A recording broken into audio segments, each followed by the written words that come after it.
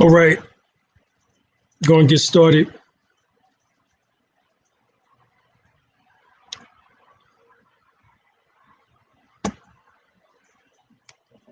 Can you all see the screen? Not yet. Okay.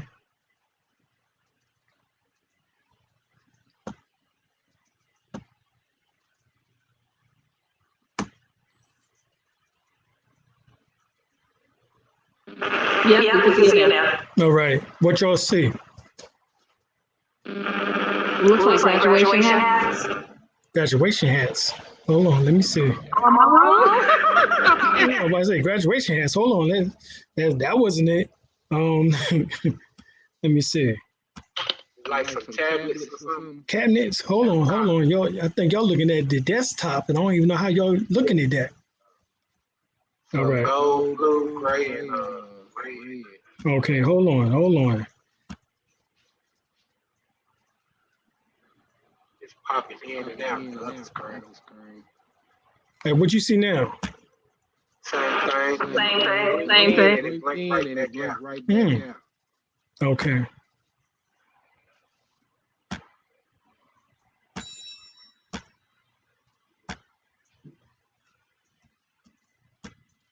Said cabinets in and out, huh?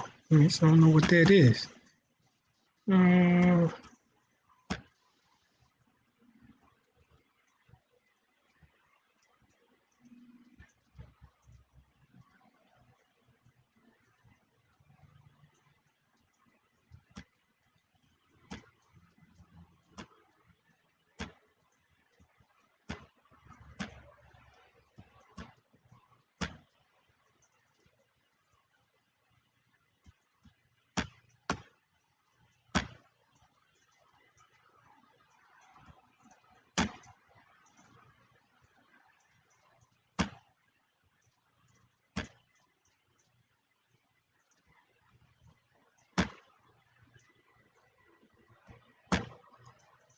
Okay, what y'all see now? Looks like a letter. Okay, excellent. All right, so these are the letters in which that we receive from the United Nations as an invite in order to come to the United Nations. As you see, this is United Nations, Secretary of the Permanent Forum of Indigenous Issues, Division for Social Policy and Development. All right, Department of Economic and Social Affairs. Room DC 2-1772, United Nations, New York City, New York 10017. And you can call the phone number that is there. And this is April the 14th, 2008. And this is a letter to my wife that they sent. Dear Princess Kadera Maya El Bey. So the United Nations recognize my wife as a princess. It says, I have the pleasure to confirm the participation of your organization as observer in the 7th session of the Permanent Forum of Indigenous Issues, scheduled to take place from 21st of April to 2nd May 2008 at the United Nations headquarters in New York. On arrival at the United Nations headquarters, representatives or accredited entities, organizations of indigenous people, non-governmental organizations, and academic institutions requiring ground passes for admissions to the United Nations premises are advised to go through the visitors' entrance at 46th Street and 1st Avenue, when they will find a team of staff members for the Division for Social Policy and Development, DSPD, available to assist them with the registration process. Registration will tentatively take place beginning on Monday, 21st. It would take place from 7 a.m. to 3:45 p.m.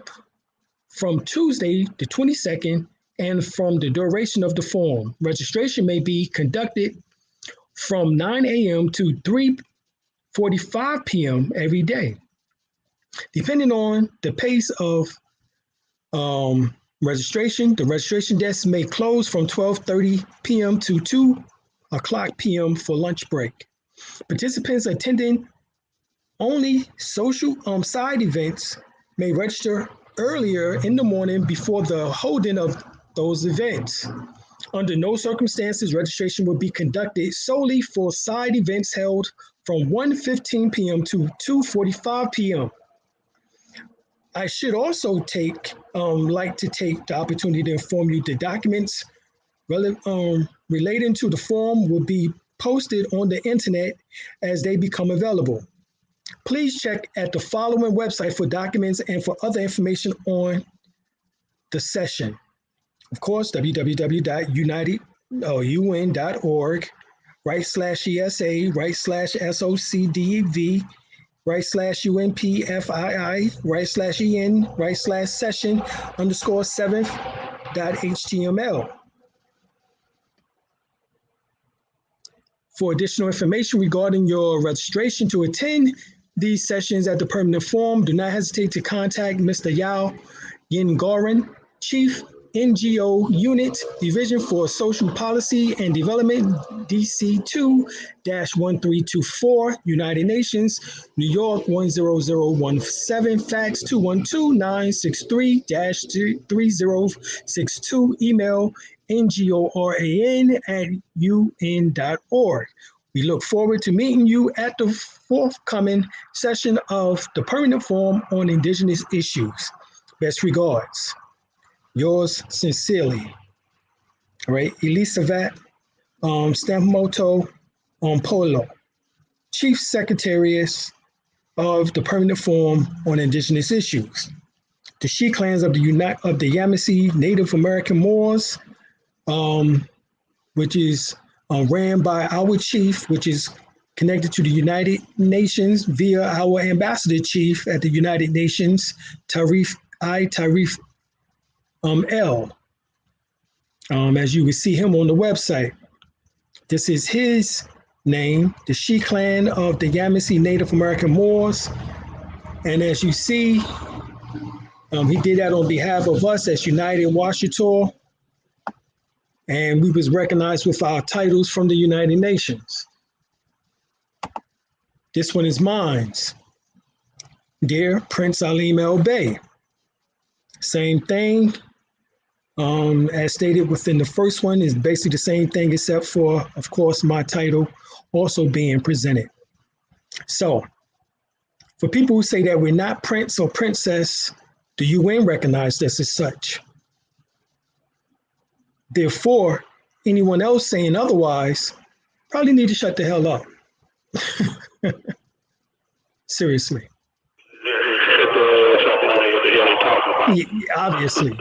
So I had to show this because there's so much fraud going around and so many people talking out the side of their necks, that we have to verify who we are on the record.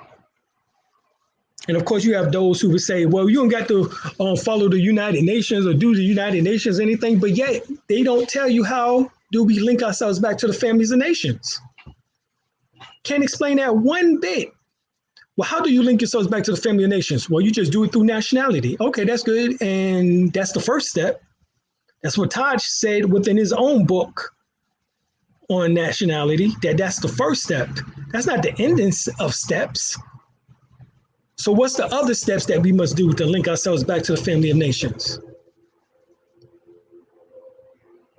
See, you have they have no comment to this because most of the time they don't know history.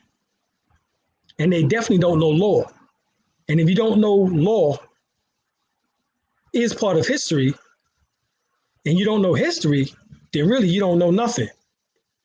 We go to the treaty between the United States and the Comanche, Wichita, Cherokee, Muskogee, which is the Creek, the Choctaw, the Osage, the Seneca, and the Quapaw Indians signed at the Camp Holmes, Muskogee Nation.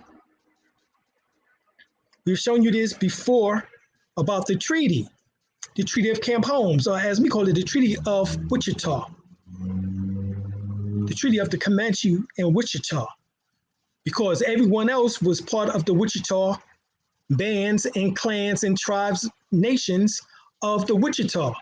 That's the Cherokee, which is the largest, even to this day, of so-called Native Americans.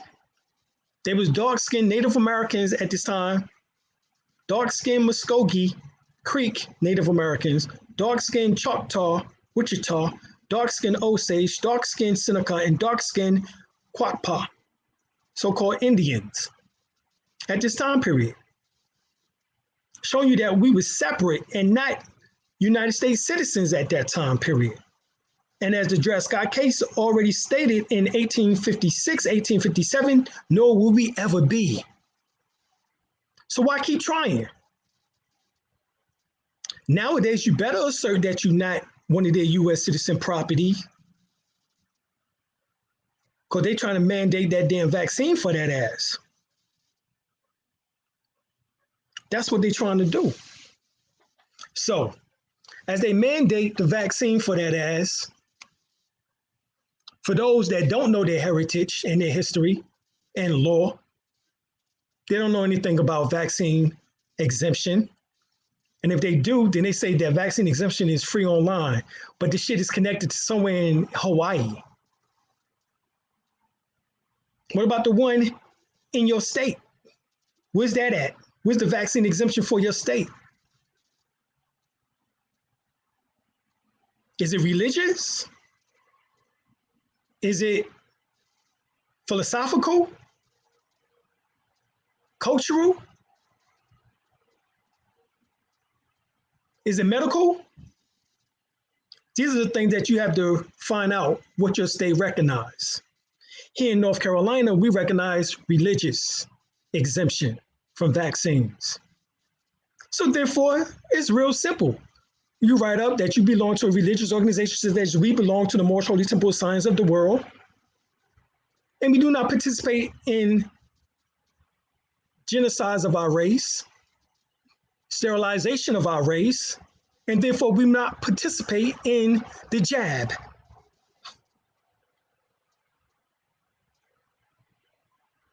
We will not participate in the jabbery. Okay? It's not happening. We're not doing that.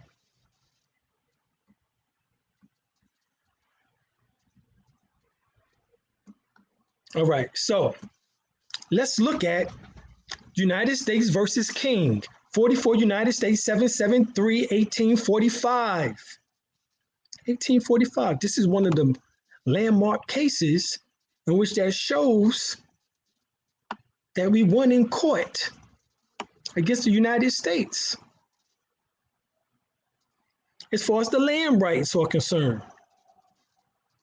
And you can go to Justia, United States courts. So, the Wichita is mentioned in the Camp Holmes treaties with other said Native Americans. The Wichita is the Washita. Then we can show you the Washita families, Tunica and Washita families, in which that won the cases against the United States. We have the United States versus the King. United States Supreme Court, not federal court, not the Kangaroo District Court or Superior Court or even the Appellate Court or the Court of Appeals, but the United States Supreme Court.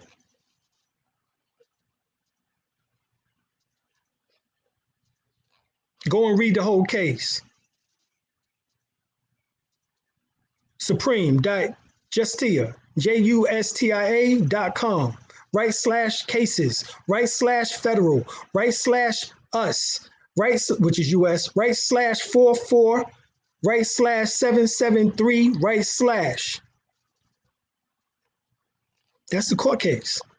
Show me Moors who have won land right court cases. Show me any other Moors that have won landmark cases concerning the land, besides for the Washita. I know of any. I don't know of any. I don't know of any. I don't know of any land court cases. Exactly. So why would I be part of any organization that has not even proven land rights?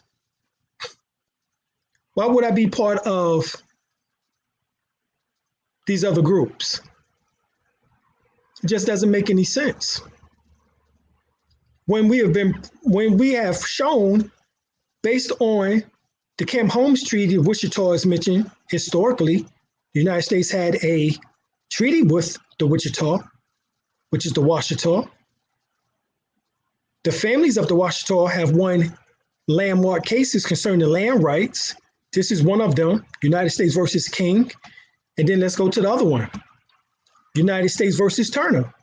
52 United States or U.S.663, 1850.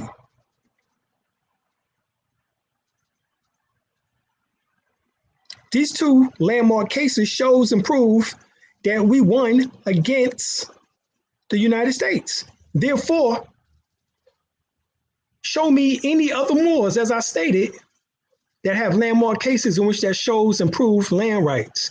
Only way in which they can prove and show it is to draft themselves onto the Washita. So many say, well, Alim, how you Washita?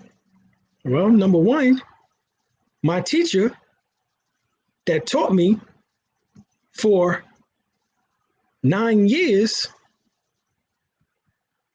was the Empress bodyguard, and later on was given the title Crown Prince of the Empire Washita by the Empress on his born day, June 7th, 1999. Now that's a lot of goddamn details I just told you. Who has that amount of detail when they talk about how they was formed and who their teachers were and how they came into existence?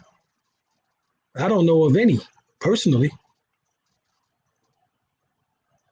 So they can't prove land rights and they can't prove lineage. Then in 2004, my wife and I and some other chiefs went to the Empress and sat with her. Joe allowed for us to come there, and he took us to the nurse home where the Empress was, and we spoke with the Empress personally. And she said that we had the ability to carry on what she was doing. She said what we needed was her book, The Return of the Ancient Ones. So now we didn't have just Crown Prince Ramesses Abel Bey, as you see here. Y'all can't see the screen, right? Yeah. So we just don't have him right here next to the Empress, but we have both of them that verified us to exist.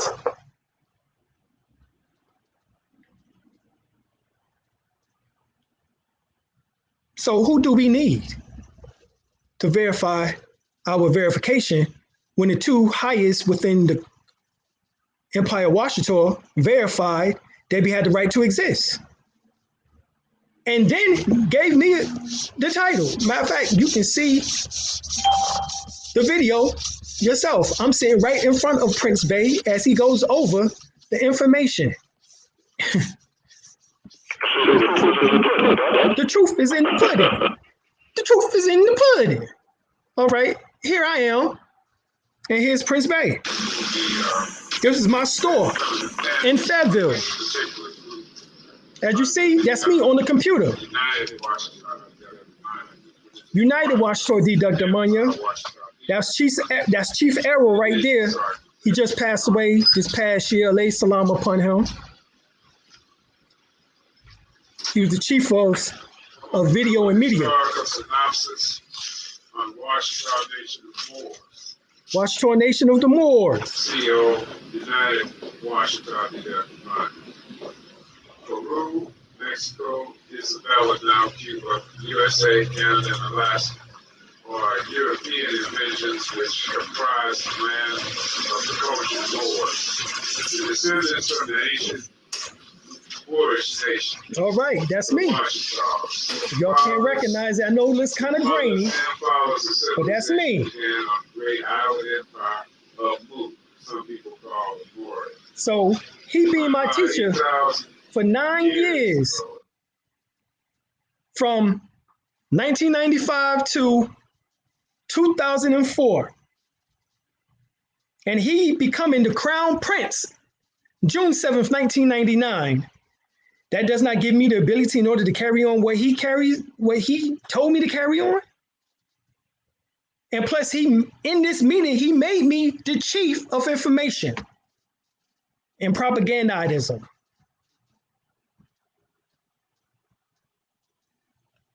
Later on, after he passed in 2004, January 2004, January the 12th, specifically 2004, the chief called forth a meeting, and they called for me to become the prince, the crown prince of United Washington D. Dugdamanya.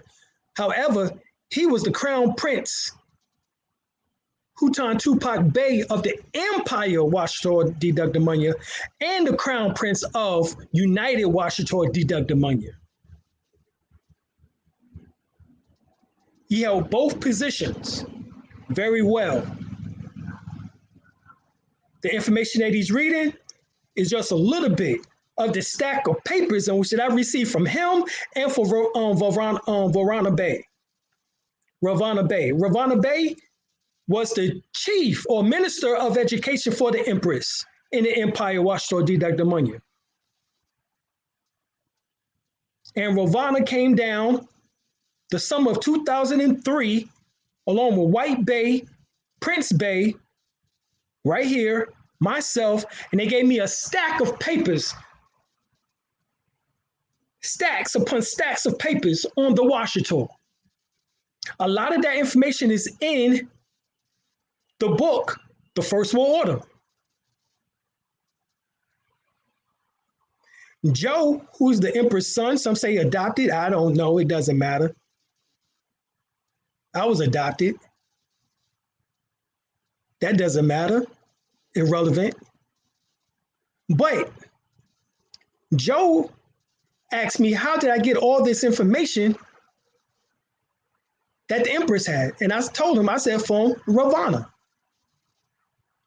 Obviously, he didn't like Ravana, but Ravana, I liked him because he gave me the information which that was needed to help save our people, to help get our people from out of this rut in which that we are in, of having no nationality. When we know damn sure that Dr. John Henry Clark said, your nationality must instantaneously tie you back to land, culture, and history. Show me something that I haven't been teaching that's proper or that's correct about land, culture, and history. As Washita, as a Moor. See, we as Washita, we say that we are Moors. Just like the Lenape say that they're Moors. Just like the Delaware Indians say that they're Moors. Just like the Nanacoats say that they're Moors. We Moors. The problem is that these so-called Indians, these black Indians now that they want to call themselves, that's black Indian ain't no goddamn nationality. What is that? What is that? That's not a nationality. Black Indian. Right, black Indian ain't no damn nationality. You black of the black people. Because that's what Indian means. Indian means black people. Indi means black. IAN means people. And means people. So black of the black people. You black of the black people. What the hell is that? That's not a nationality, black of the black people. That's like them corny ass songs that KRS-One put out last year. Corny ass songs that Nas put out last year. Corny ass song that Jay-Z and Pharrell put out last year. I'm black, I'm black, I'm black, black, black, I'm black, I'm black, black, black. What the fuck is that shit that these niggas was putting out last year? Whack. And no disrespect to Nas, one of the greatest rappers of all times in my top 3, top 4. or KS1, who's in my top three,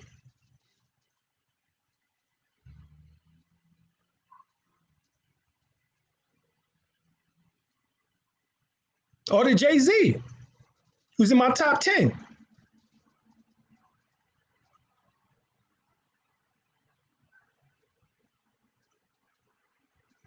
But knowing that they're Moors, all of them know and have talked about Moorish history, Moorish science, and then to put out them whack ass black songs they did last year and this past year shows disrespect. And they was trying to bring on the black people from the Black Lives Matter movement.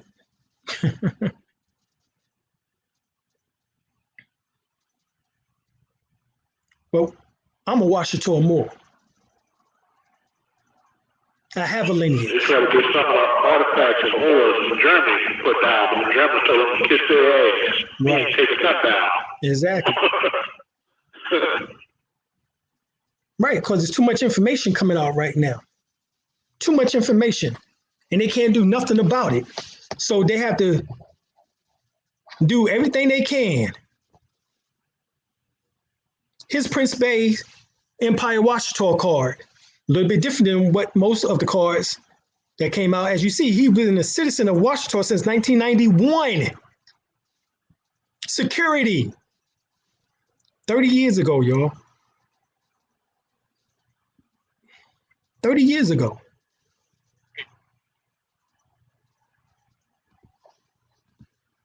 This is his birth certificate, or certificate of live birth, as we call it, within the Empire Washington Didactamanya. Ramesses, Prince Ramesses Abel Bey, that was his name that he had.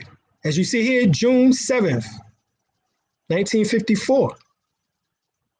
June 7th. 1999 is when the Empress gave him the title Crown Prince. But as you see here, he was a prince already, but he wasn't a crown prince. He was just a prince, Prince Ramesses Abel Bey, Prince Ramesses Bey.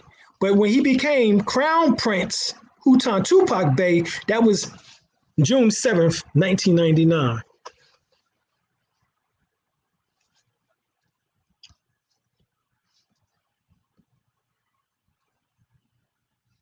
You can watch the video and hear him speak his truth now. So stop listening to naysayers who never met him or made chief for life. If they wasn't made chief for life, nor did they ever meet the Empress, I think they need to shut up.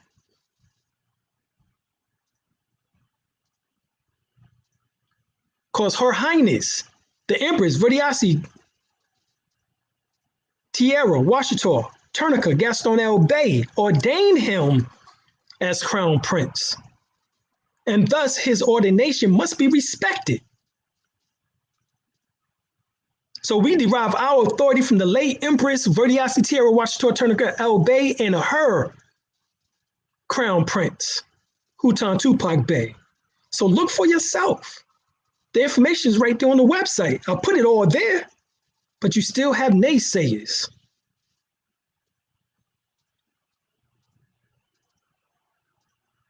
This is Prince Bey here waving the Empire Washington Didactamanya flag.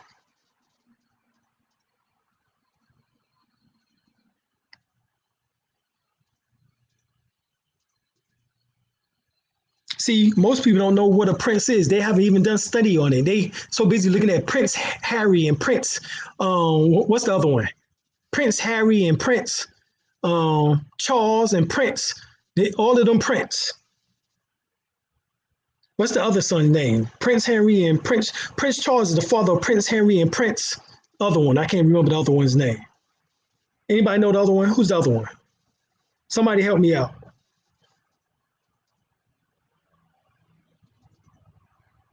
Anybody out there, help me out.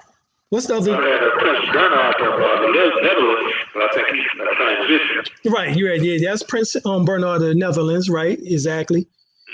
But I'm talking about Prince Henry's brother. What's his brother? Oh, I can think of his name. What's his name? Okay. Harry? Yeah, Harry. I already said Prince Harry, but what's the other one? The other one's name?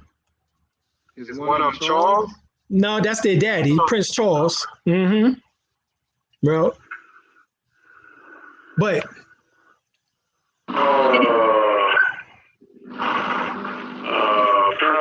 William. Wait, thank you. That's him.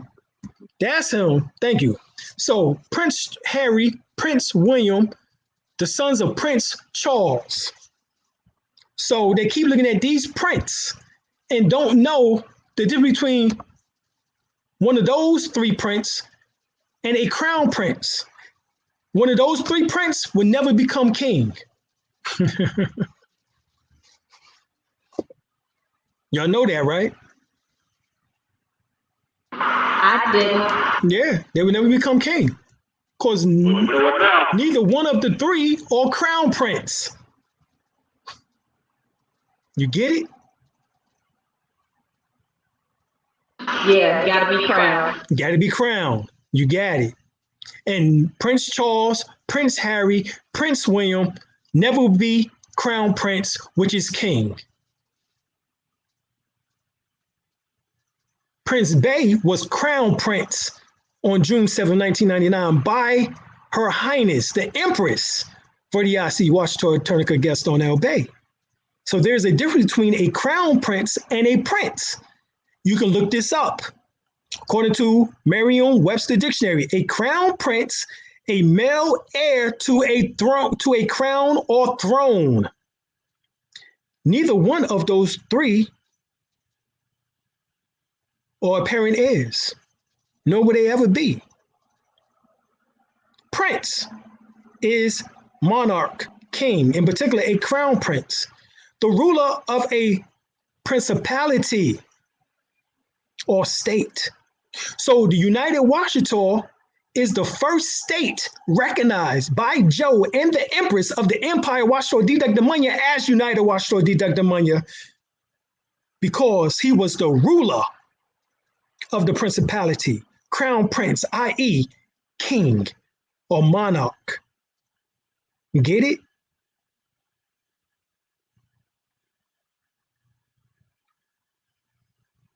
In other words, a prince sits in wait to become a crown prince, while a crown prince sits in wait to become king or emperor.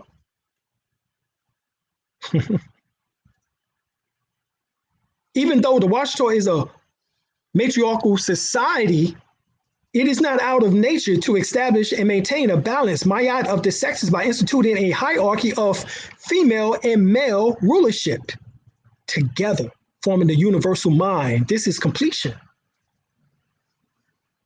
So please pay close attention to the definition. It states that a prince is the ruler of a principality or a state, in particular a crown prince. So what principality or state did Prince Bey rule? Answer: the United Washington Didak Damanya, the first nation state of the Empire Washington Didak Damanya Moors, which he ruled over both as being the crown prince. And Joe couldn't take that. And nor did he have the overstanding of that. But I did as a researcher and a studier of this. So we have this affidavit of declaration of nationality that's recorded in the Register of Deeds Office, Book 36130, page 109 in Fulton County, Atlanta, Georgia, September 20th, 2003. Noted, Prince Hutan Tupac Bey, ex-real is Ramesses Abel Bey. Ex-real or incorrect, Elliot Claiborne Clark. That was his birth name, Elliot Claiborne Clark. In fact, when we seen the Empress, we said that we was there at the behest of Crown Prince Hutan Tupac Bey / Prince Ramesses Abel Bey, and she said, "Oh, Elliot." She loved her some Elliot. In fact, Prince Bey told us that the Empress wanted to marry him, but he felt that he was too young for that situation. So instead, she gave him the title Crown Prince. He would have been emperor if he was greedy.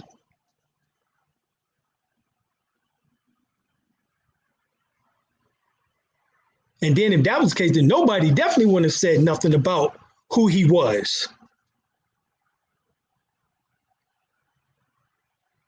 But right here, you can see Prince Bey's, Prince Sultan Tupac Bey's handwriting, bona fide signature, as they would say. The two witnesses in which that verify that, Chief Shakur and Chief Tahita.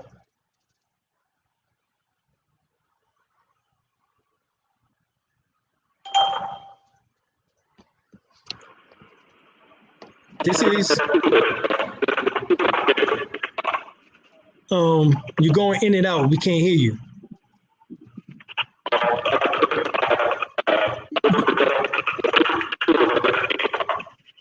Chief Fahim, you might have to call back in because your phone is going in and out. We can't hear you. You sound like you're underwater.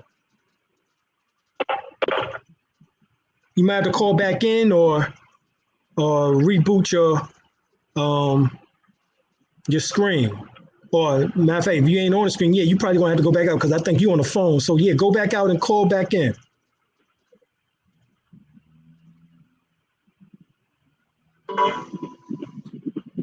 All right, so Crown Prince Sultan Tupac Bey, formerly Prince Ramesses Ava Bey, below. Same picture on the First World Order, authorized by Asar Alim Tupac El Bey, which is myself.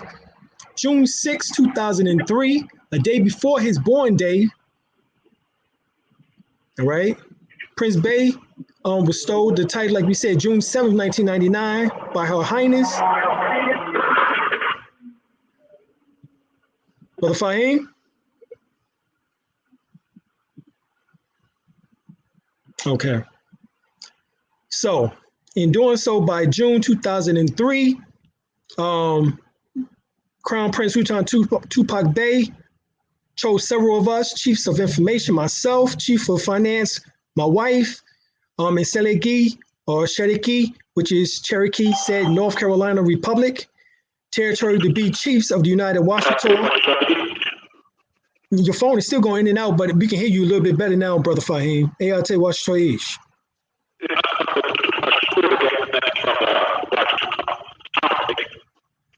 I don't know why your phone's still going in and out, Brother Fahim. Is this your cell phone, or yeah? Is this your cell phone or is this your house phone?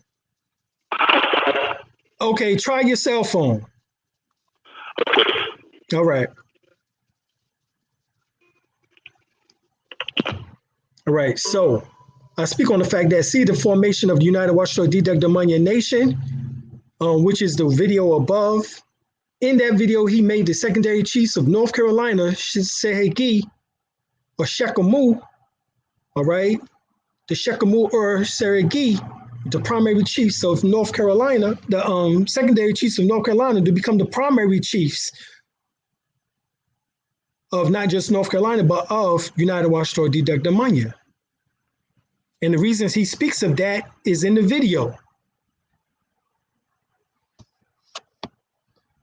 All right, so we put down the chief list of who was still active at that time. All right, myself in Selegi territory, my wife, Selegi territory. Pharaoh Jawa El Bey is Arrow, and he just passed April, the first week or two of April this past year. Alayhi salam upon him. Het Hatshepsut Maya El Bey, his wife, she's still living. Lawali Netaru Ali, he's still living and want to be active. Nebhet Tu El Bey, she's still living, not really active. Sashalon Ayan Bey, she's still living and a little active. Fahim? Yeah, there you go. Much better, Fahim. Much better. I'll tell you what's so ish. I'll tell you what, sorry. All right. Clemo, which is Macmillan. Go ahead, God. I was just saying, I thought that maybe Tupac Shakur could have got his name from the Watchtower. You think? Oh, no. Prince Bey, godfather and godmother were the uncles and aunts to Tupac Shakur. Okay. So in honor, I thought it might be a connection. right, that's the connection. He studied the Yoruba religion, which Tupac aunt, which is Fina Shakur's sister, and her husband, who is a musician, and Prince Bey used to play drums with him, is where the name Tupac comes from, as far as in honor of Tupac, but it's Tupac from the Inca, in which that Tupac got his name from the Inca chief, Tupac. Okay. All right. And so we also honor, because Prince Bey noticed that there's only a few of us in which that took on the Tupac name. We had Nin Tahita, Tupac L, Nanyan Shakur, Ray, Tupac L. Both of them took on the title Tupac, and my wife and I took on the name Tupac. Everybody else did not have the name Tupac in their name. Prince Bey told us specifically to put the Tupac in our name. All right. All right. Because we was basically the students of his. Us four. Right. And Shakur passed a few years ago, alayhi salam upon him. And Tahita, she's in the Yamasee or Georgia, still alive, still working. Louise Du Bois, I don't know anything about what they're doing. Or C. Shahid, Farouk Du Bois, I don't know what they're doing. Nen Davina, L, I haven't talked to her in years, but she was still working, doing some things. Nanya Maluk L, I don't know. Nanyan Ishmael L, don't know. Brother White Bey, he was one of the ones in which that was there when Ravana Bey gave me all those documents and papers. He's from the Maryland territory, as we call it, the Lenni Lenape territory, from out of Maryland. Clemo, who we call Clemo, Clement Macmillan, he's in Fayetteville, the Selagee territory here in North Carolina. He still do his thing as far as teaching. He's mostly on the Masonic side. Isabella Bey, now Isabella, she still stay active and work with us whenever she can. Selagee territory. Geronimo Wilson Sr., El Aram Zayn, he's in the Georgia Yamasee territory nowadays. He's there in the 5 Point area. He's actually is also a prince in Washington. Okay.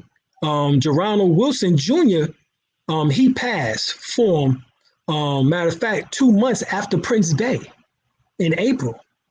Right. Prince Bey passed in January, and you have February and March. And then the beginning of April, I think he passed on April the 1st.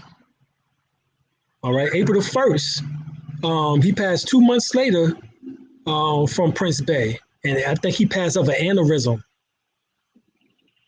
And then you have Dorius Kareem Staten L. Bey.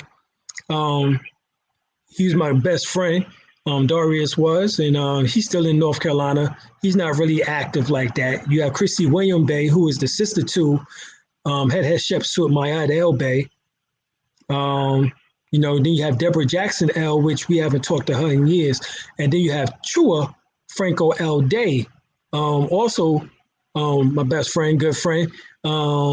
He's here in North Carolina, and he wanted to be active. So we have Lewali Netaru Ali, who's active, Chua Franco L. Day, who's active, myself and my wife, and then the rest of the chiefs in which that we have now. Everybody else have really, haven't been really active like that.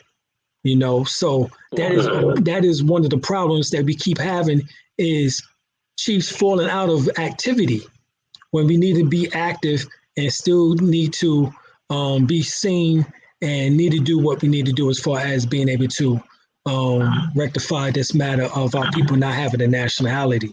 Because according to Article 4, Indigenous people in exercising their right to self-determination have the right to autonomy, self-government, and matters relating to their internal and local affairs, as well as ways and means for financing their autonomous function.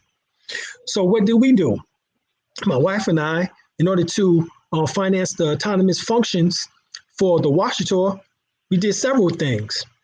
We doing real estate.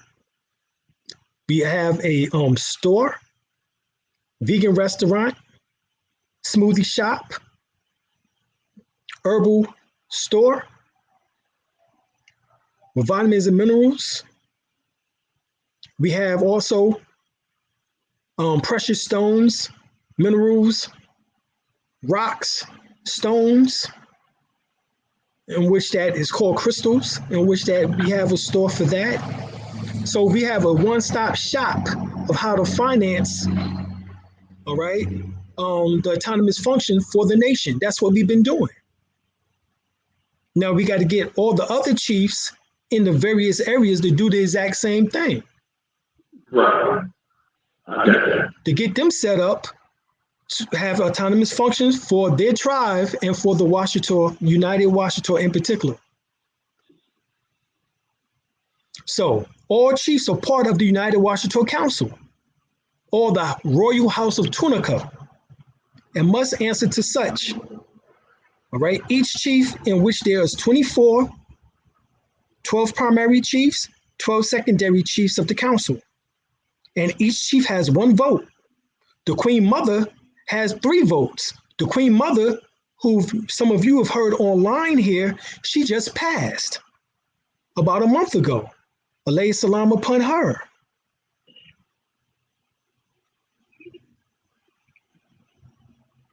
She just passed. Yes. Yeah, didn't last too long. Yeah, our Queen Mother just passed. Yeah, she didn't last too long. Right. A couple of months with us. Right. Man, that's something. In order to become Queen Mother, have to be over 50 years old. How old was she, Dr. She was 78. Okay.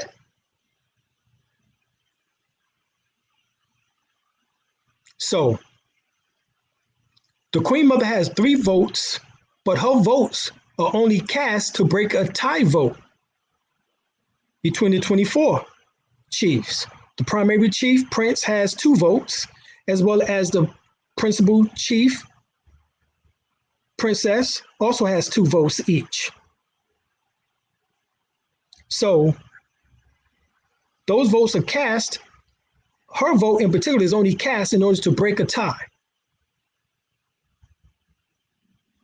Okay, that's how that goes. So we got 24 votes, 1 for each chief, 2 votes each, which is 4 for the prince and princess, and then 3 votes for the Queen Mother.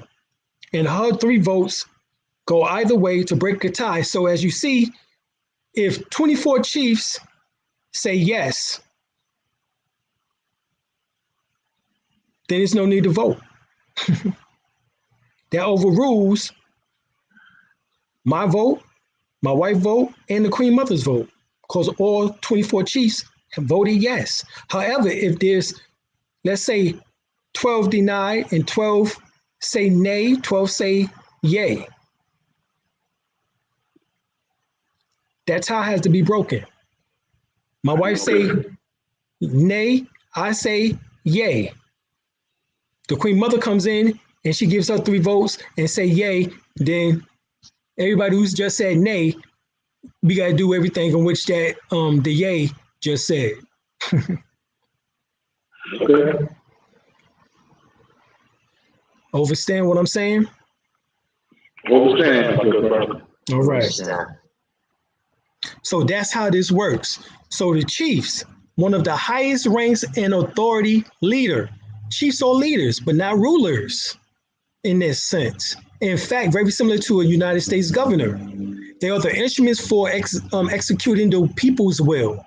All monies, gifts, and other forms of donation to chiefs still belongs to the people for relief or aid to individuals in time of need. I can't tell you how many times that we have paid somebody's light bill, water bill, mortgage.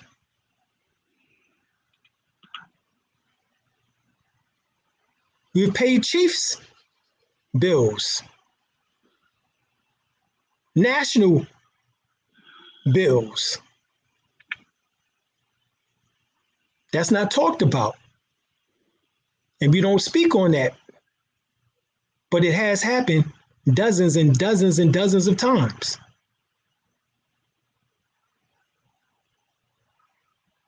And other forms of donations to chiefs still belong to the people for relief and aid to individuals in time of need. Laws and decrees are issued in the same manner to ensure that the voice of the chief is the voice of the people.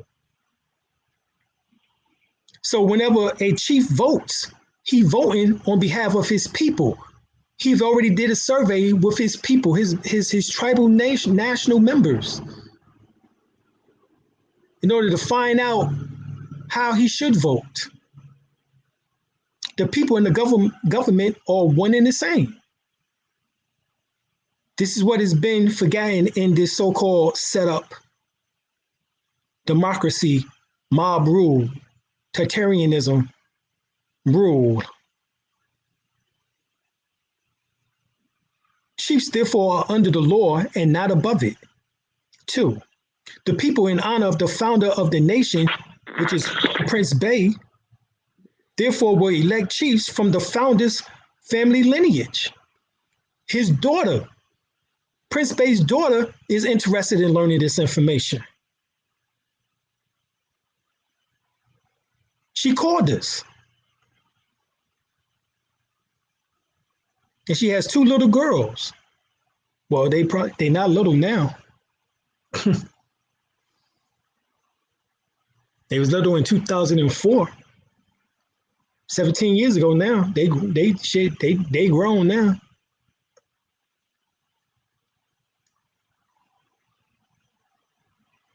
If the heirs meet the original test that reflects the founder's character, rites of passage, then they are prince, princess, his heirs. 3, decisions are made in council among the chiefs, with each chief having 1 vote. Here too, the supreme command of the fighting force of self-defense is under the council. So we have a militia in which that we have to form. And each chief have to have members of that. Very similar to the FOI, very similar to the motif.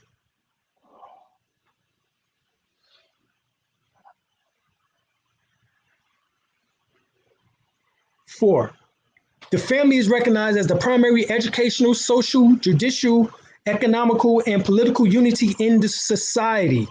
The family council may function as a court, empowered to try all internal, non-serious matters involving only members of the extended family group, nationals.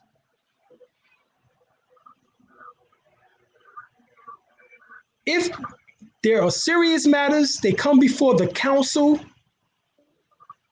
of the, not the family, just the family council, but of the council, the indigenous council.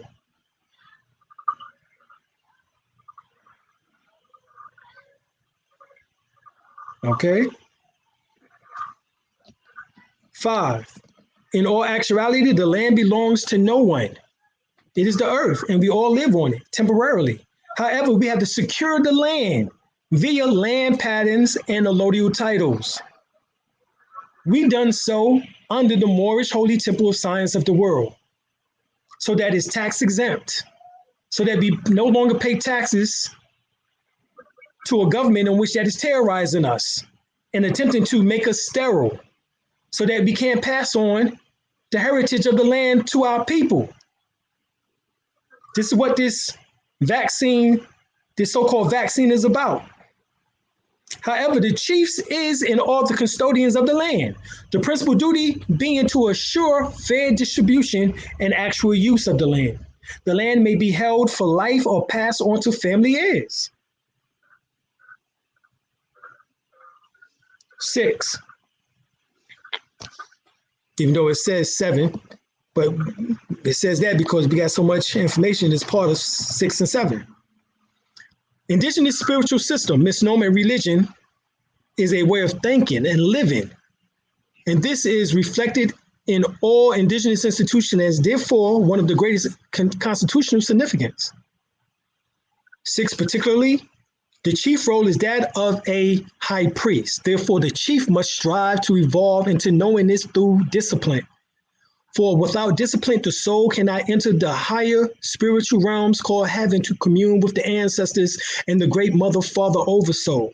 Thus, it becomes a prerequisite, all right, that chiefs learn the mastery of thoughts, mastery of passions, mastery of the bodies and all its members, develop and cultivate the life force energy light within. This mastery can be enhanced through an initiation process of rites of passage, yet really it is a lifelong attainment. The chiefs must master the solstice and equinox community ceremonies. All right, this is why we have the ceremonies the chiefs are supposed to be at. That we have our solstice ceremonies, our winter and summer solstice, and our spring and fall equinox ceremonies. Mound rituals, dance rituals, galactic solar, DNA, chakra alignment, drive away evil, rain, snow, sun, rain, and etc. Purification rites, birth, name, marriage, and funeral ceremonies. These are the ceremonies that we have to master. The dance ritual ceremonies, the purification rites ceremony, the birth ceremony, the name ceremony, the marriage ceremony, and the funeral ceremonies. This is what chiefs are supposed to master. These are the rituals. All right. 7, which is B, the chiefs offer the prayers of the people within and without to the ancestors and to the heavens, the angels of light or extraterrestrial forces. The chiefs must conduct meditation ceremonies for inner awareness.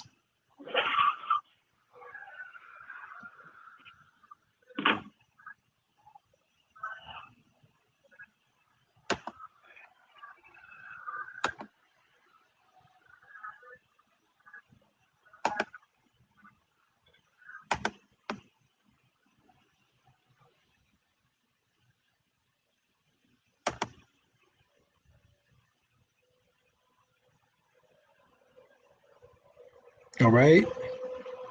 Also,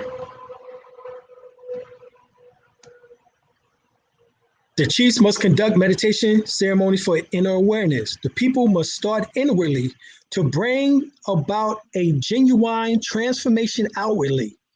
The inner standing, the universal axiom, as above, so below, as within, so without, will help us do so. The chiefs must forever strive to reestablish heaven on earth by strengthening the communication between the so-called mortal physical body and the immortal spiritual soul.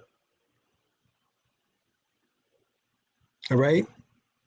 These are the duties of the chiefs. These are the 7 articles for the chiefs. All right. Very important, because this is what we find out is that the Tamarian or Tamari Kemetic Egyptian word Shek is from Shechem, meaning power, and is the origin of the Arabic word Shek or Sheik, and the English derivative chief. The word Shechem or Sakum is also the title origin of the paramount chief among the Algonquin called Shechem. So Shechem and Shechem is the same name that is from ancient Egypt, and it is used in the Algonquin teachings. And you know that we speak Algonquin. Other Northeast American Indians, or tribes as they're called, so-called as the Lenape, used the Arabic derivative word Shekima. All right, Shekima or Shechem. Shekima is used. The Narragansett uses the word Shechem, and the Eastern Abenaki used the word Shekima, which was Anglicized as Sagamores. So we call ourselves the Sagamores. Also, the United Washita Didaktamanya Sagamore Nation. All right? Which means the power nation, the Black power nation of Moors, or as we could say, the Moor power nation. Okay? So,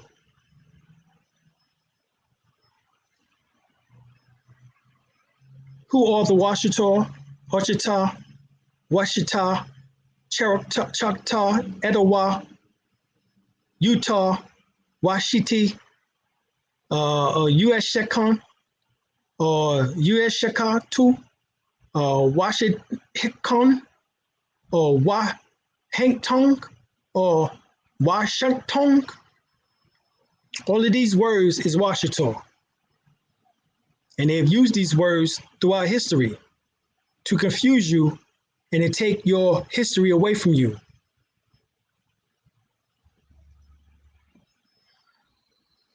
Since 1993, the nations of the Empire, Washita Didaktamanya, has played a vital role in elaborating our position relative to most important rights of indigenous people, health, and our lands. In 1993, the United Washita Center for Human Rights recognized the Empire Washita Didaktamanya Moor as the oldest indigenous nation or group of people on Earth. The Register Project 2215-1993 ensued.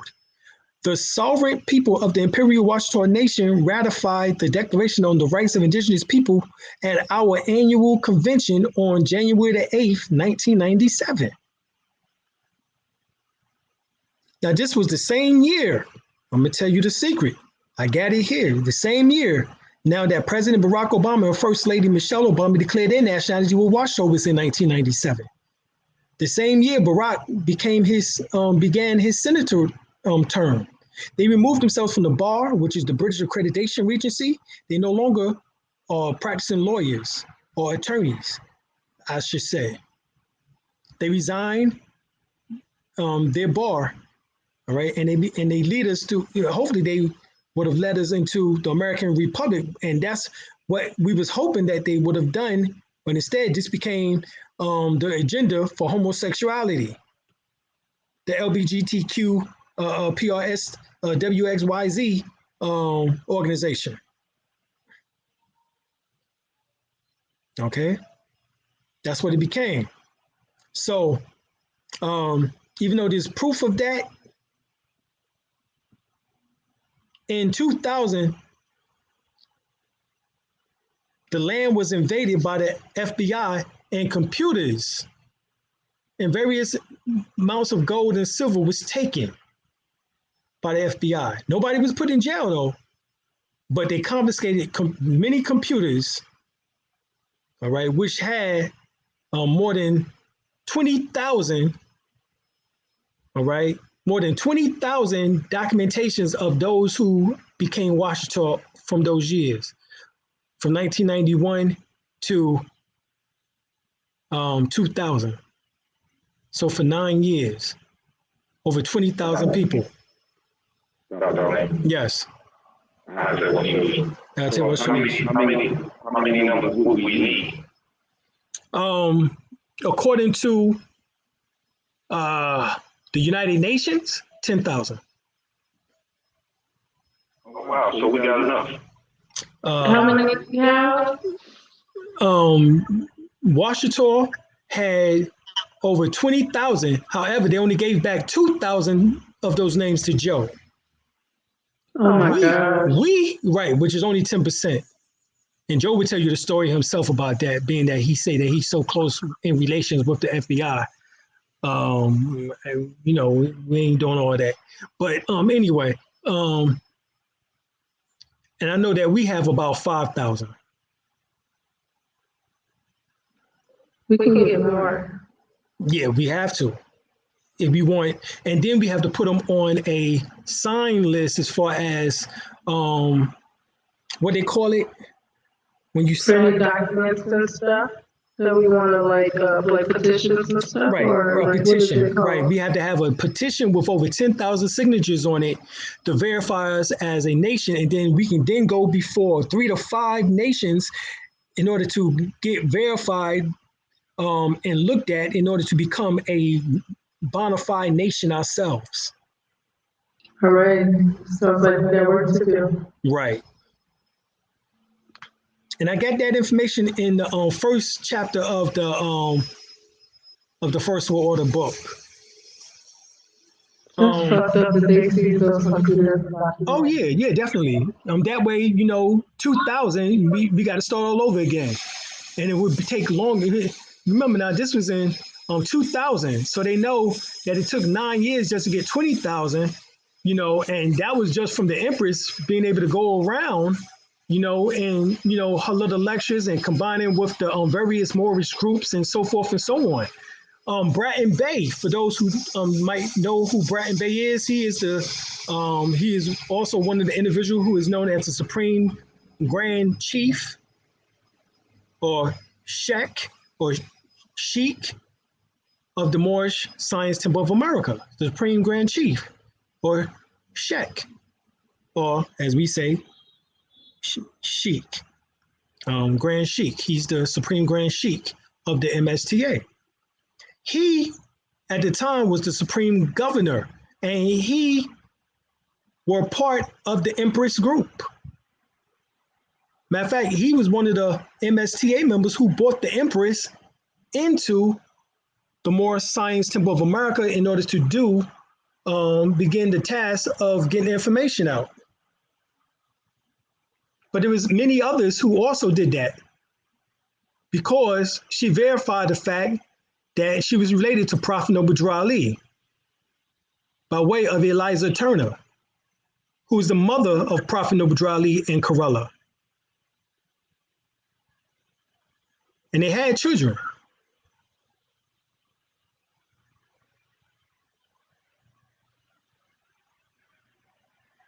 Is there any way to get a record of, like, or get a hold of, in contact with all the people, or are they dead, or? A lot of people passed away, Goddess.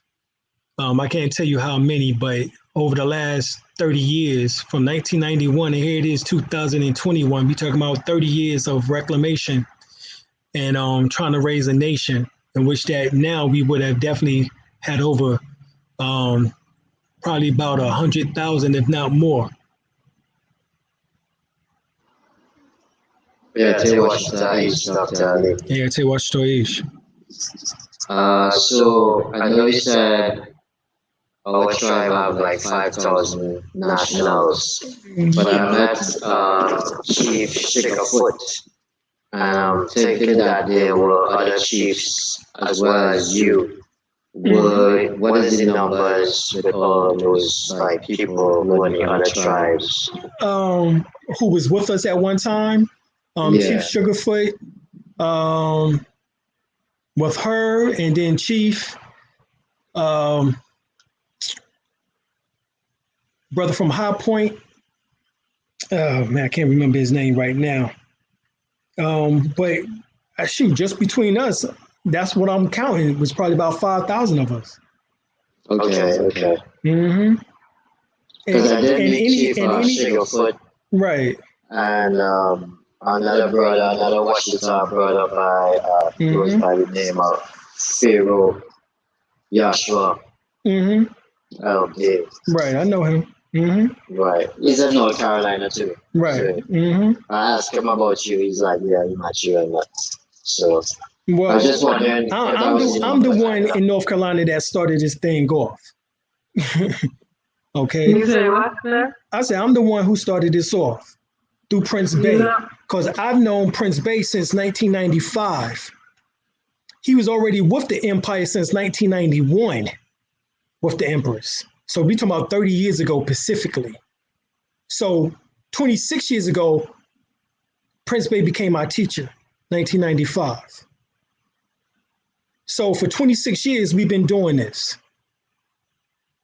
Okay. So my videos over the years is what sparked this conscious movement into understanding our indigenous-ship. I see the Duke of Tears, he came through me. Okay. A. Rashid, he came through me. True Master, he came through me.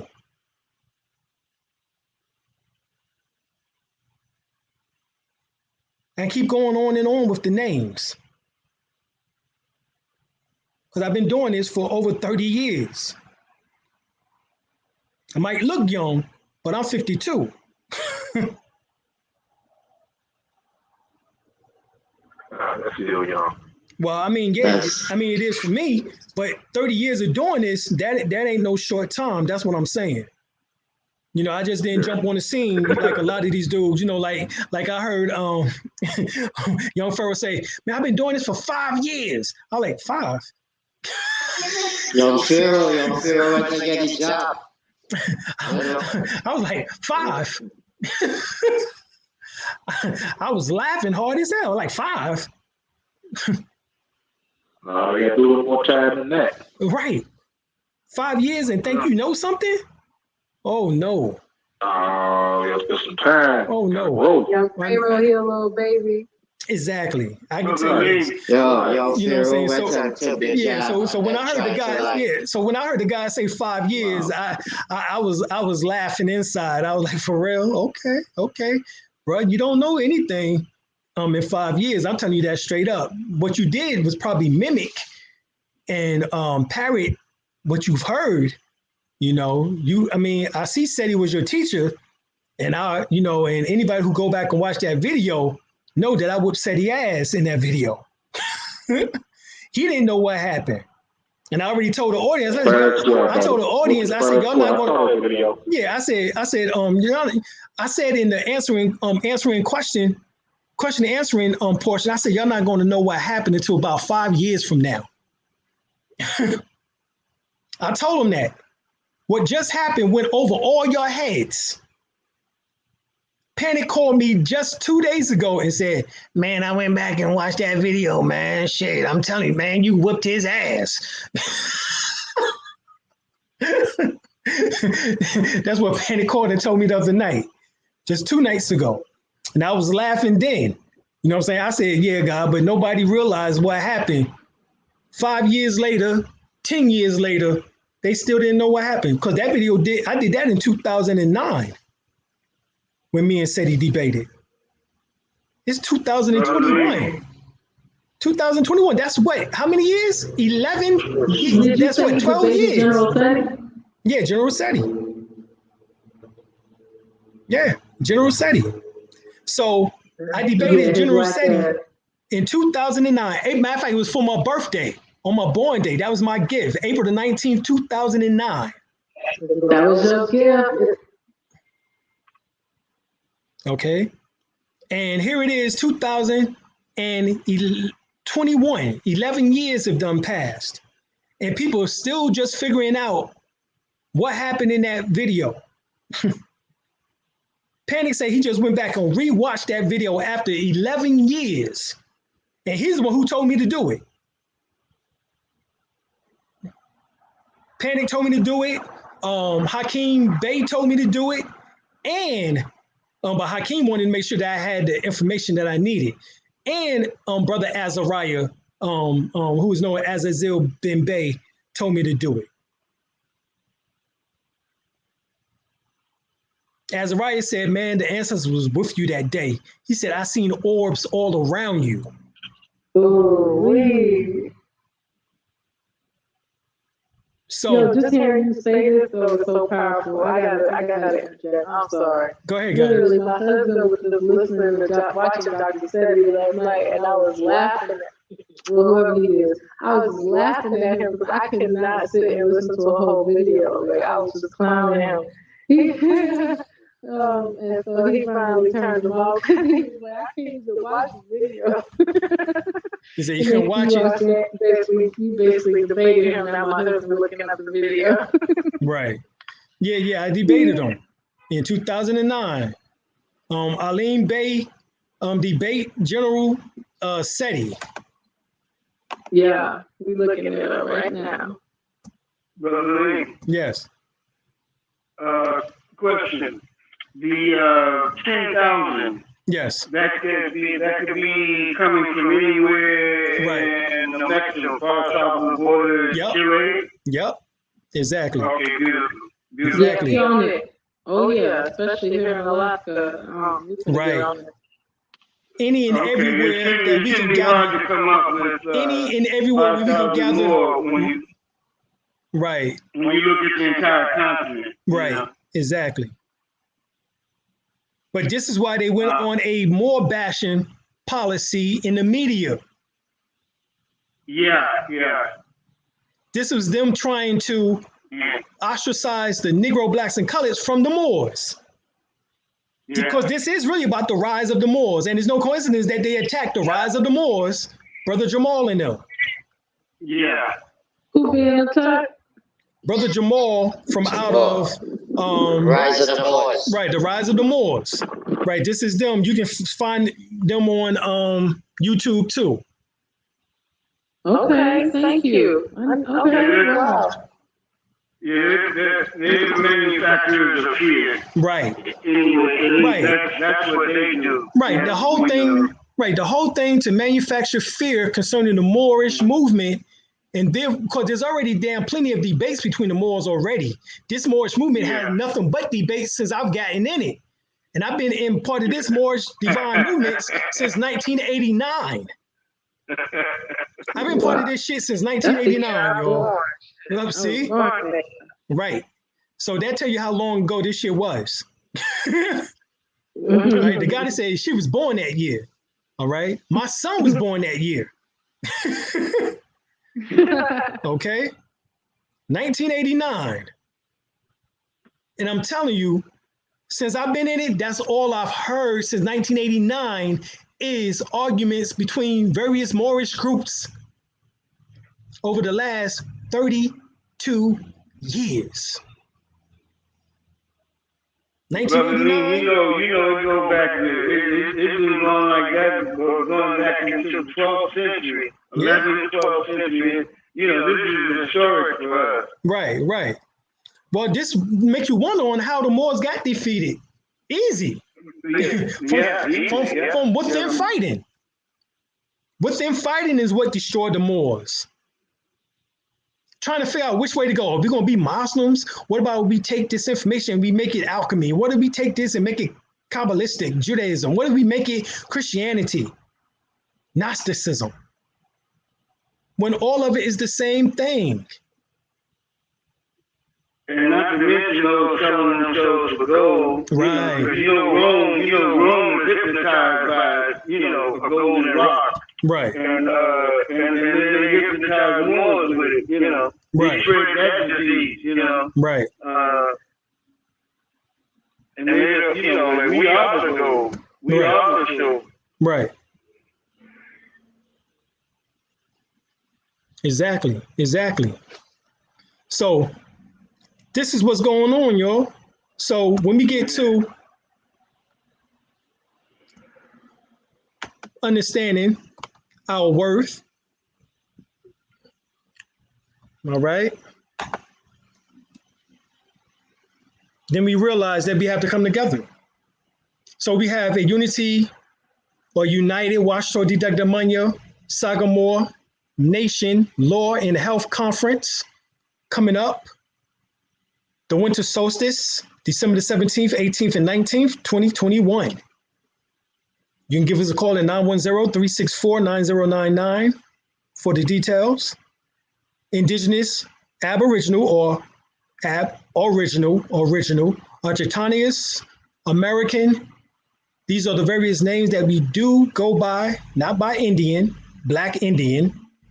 We did not go by that because that's not some nationality. You have to have indigenous tribal connection, and you have to have Moorish heritage. Dr. John Henry Clark already told us that nationality must instantaneously tie you back to land, history, and culture. The definition of land has embedded inside its definition Moors. The Bible tells you that you come from the dust of the earth. The mist of the air and the dust of the earth form clay and formed your physical body into existence. So we are Moors. Biblically, by definition, and it has a nationality connection to it, historical connection to it, specifically. It also has an ethnicity connection to it.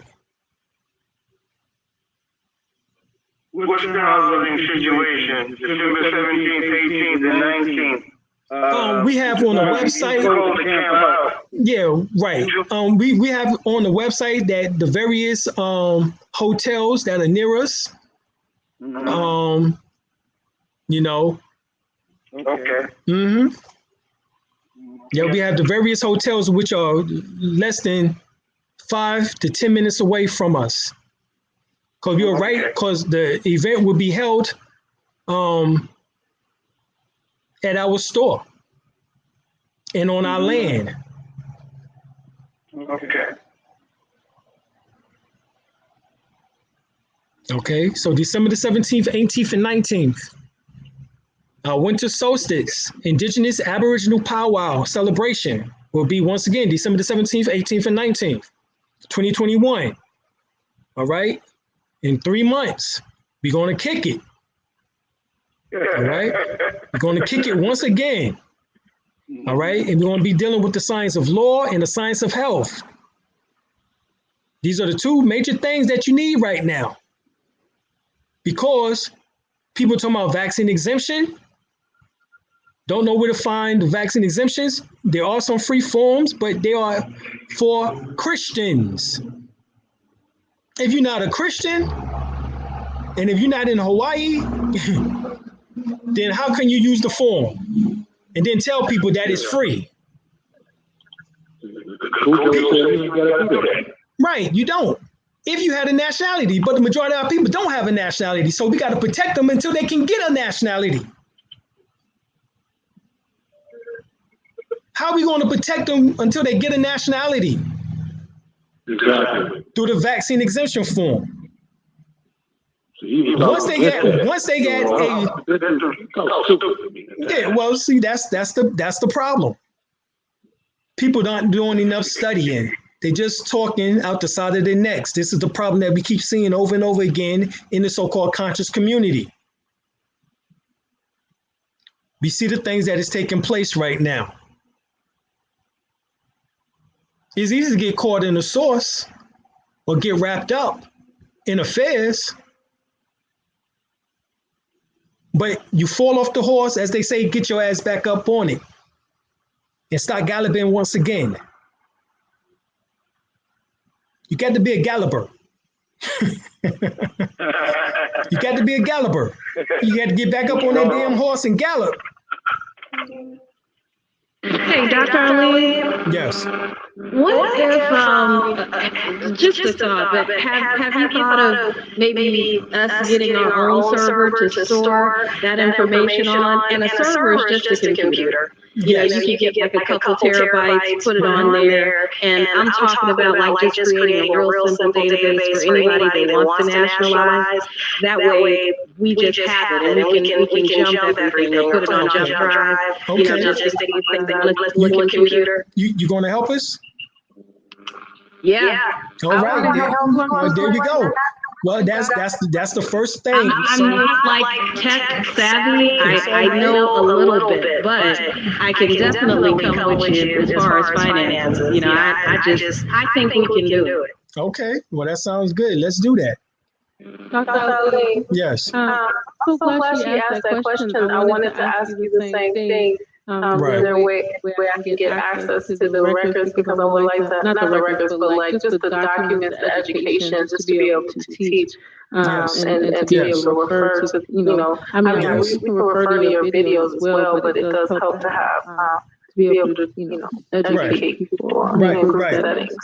All right, excellent. So this is the thing. I have to take everybody through a process for those that are really interested in making this thing work, through a process of becoming not just nationals, but also chiefs, as well as also in a position of being ambassadors, being teachers, and so forth and so on. So we have to get everybody ready in that regard.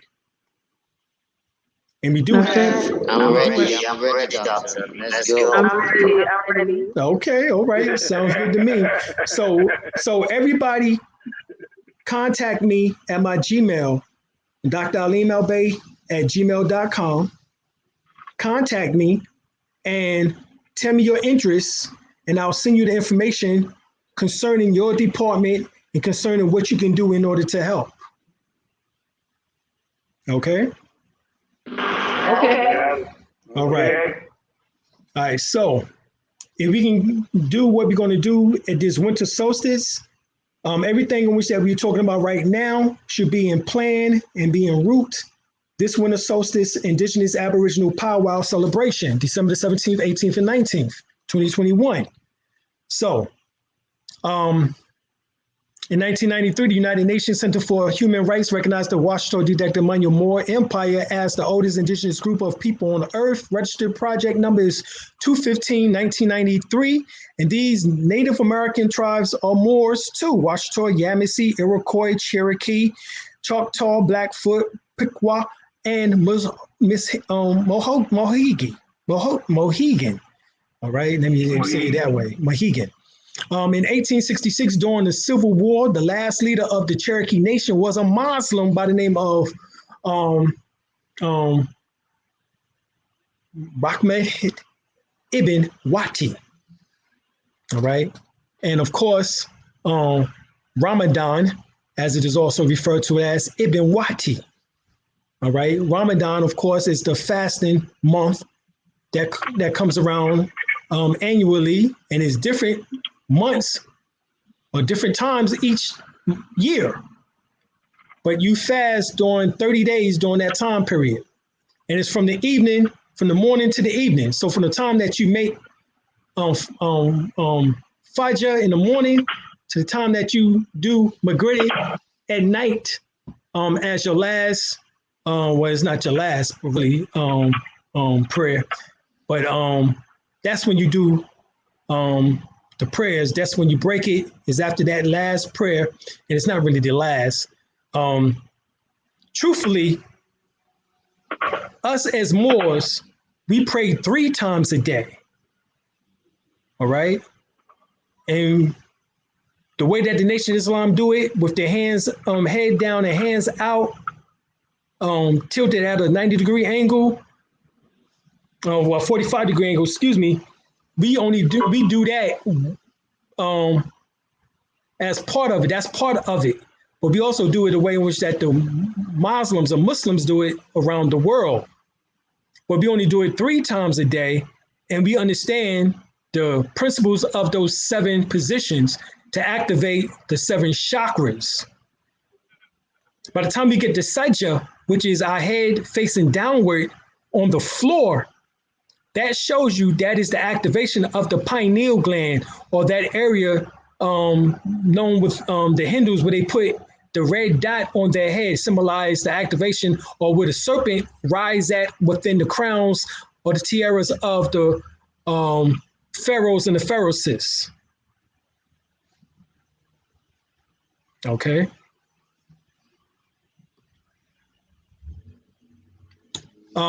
This is what we were talking about.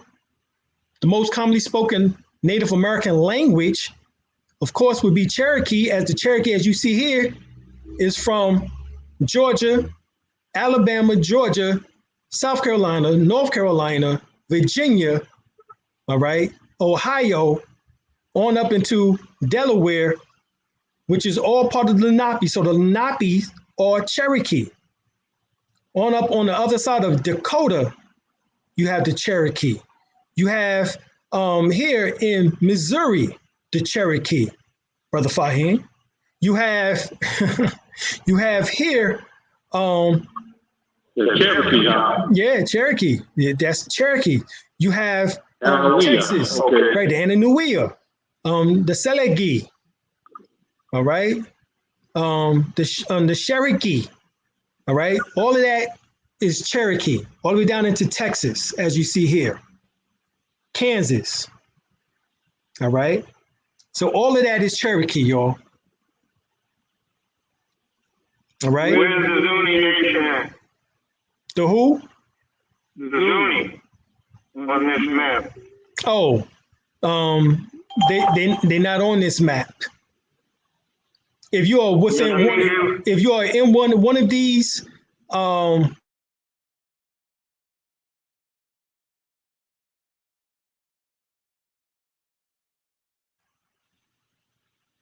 Right. even as you see here, you have the Louisiana area. You see Choctaw. Well, my second great grandmother was from Louisiana. Right. Area. Right, and that's Choctaw. Okay. Well, you know that, Brother Fahim. You know your grandma was Choctaw. Right. Yeah. Right. I just want to reaffirm that. Yeah. You know she was Choctaw. Okay. Well, I mean, Cherokee, Choctaw, Washita. Well, that's Washita. Cherokee and Choctaw, Washita. That's the old Washita. So you right where you supposed to be at, Brother Fahim. I'm trying to say where I'm at too. Right. Well, to me, nobody else make any sense personally, and I've been through all the groups as far as the information is concerned, and I see the off branches of those groups over and over again, and they don't never come up with no more information than their former predecessor, and they still have no goddamn land ties that they can prove.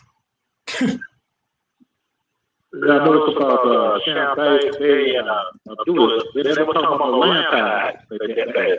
Right. Well, Moors is land. However, specify the land that you're talking about, because there's Moors in Africa. There's Moors in Europe. There's Moors in Australia. There's Moors in Asia. What portion of America land are you part of as a Moor? We say we're Washita. And where's Washita? You go back, there it is, Choctaw.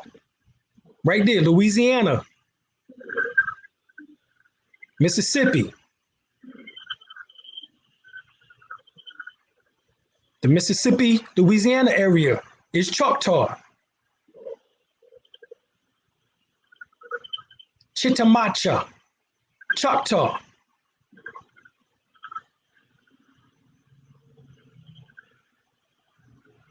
So, I was going to ask because I did my DNA with Ancestry and 23andMe, and so they send me emails whenever they do updates. right. And so they did updates and added in a few countries, but they told when I looked at America, North America, it showed that my roots go back to South Carolina and Virginia. It was heavily populated. Right. So that would be Cherokee. So that's what I say as well. Right. You can minimize that, the Cherokee, to Yamasee, because they was there too. The Powhatan was there in Virginia. The Hawaii Sapani tribe, which is known as the Blackfoot of Blackfeet, where the term Tar Heel comes from North Carolina. The Tar Heel State was there. They was Cherokee, part Cherokee, all of that area. Okay? Yes. Mm-hmm. So, how different would it be the sensation of the philosophic mind to reflect that instead of exterminating a part of the human race by our modes of population, that we had persevered through all difficulties and at last have imparted our knowledge of cultivating and the arts to the aboriginals of the country, by which the source of future life and happiness have been preserved and extended.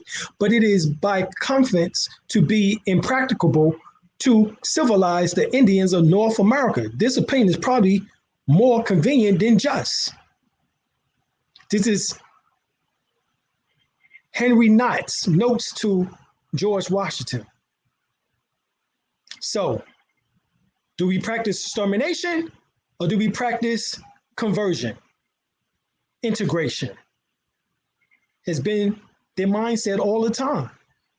So they had the 5 civilized tribes, which was a group of Native American nations that was officially and unofficially called such to collectively designate the Cherokee, Chickasaw, Choctaw, Creek, and Seminole tribes. The terms was applied by Anglo-European settlers during the colonial and early federal period before these tribes had adopted these particular names. These 5 tribes differ from most tribes in fact that their land was held not in the same bias as reservations, but by patents or deeds. So the 5 civilized tribes did not live on a reservation, but by patents or deeds. Pay attention to that. With certain restrictions as to alienation or revision, and well as other restrictions regarding timber, mining, and grazing within their respective tracts. All of the 5 civilized tribes lived in the southeastern United States before the government forced their relocation under the Indian Removal Act, and we know who did that, to other parts of the country, especially the future state of Oklahoma. This state signed into law by President Andrew Jackson, who is said to have been a mulatto his damn self, in May 1830, required that all Native American tribes living east of Mississippi River locate to lands west of the river.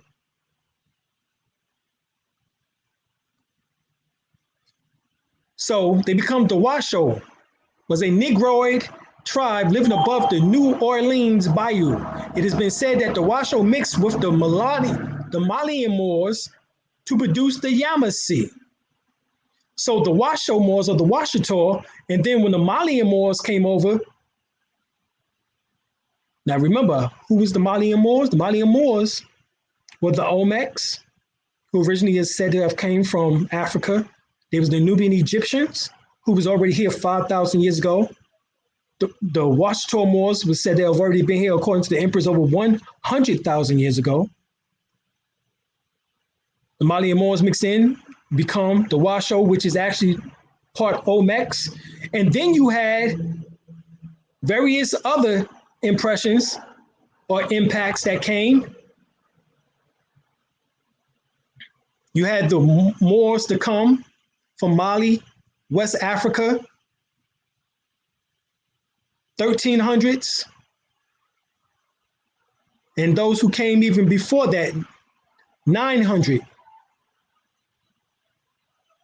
The ones who came in 1300s, 1311, 1312, 1313 was known as Abu Bakari II, the brother to Mansa Musa, who was the richest man in the world, but who gave up the kingdom for him to become the richest man in the world was Abu Bakari II. Mansa Abu Bakari II. And he came over here with 22,000 of his people. And that small city, that city of people, mixed in with the so-called Negroid tribes that was already here called the Washoe. And they produced the Yamasee, or the Yamasee tribe, as they refer to as now.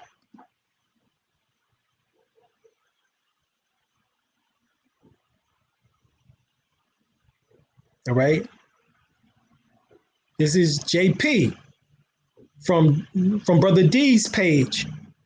If the people you mention are from the land, that's more. If the people are from light beings, that's Maru. If they are of the sacred DNA, they are Mur, for Murray, the root of the word blood. If these people are descendant of Ruth, the Moabitess, whose blood flows in the veins of the Savior of the world, they are Moors, etc., etc. Understand that. The light of the world is Hebrew, moral, M-A-O-R, moral. Then you have Mur, from Murray, which means blood.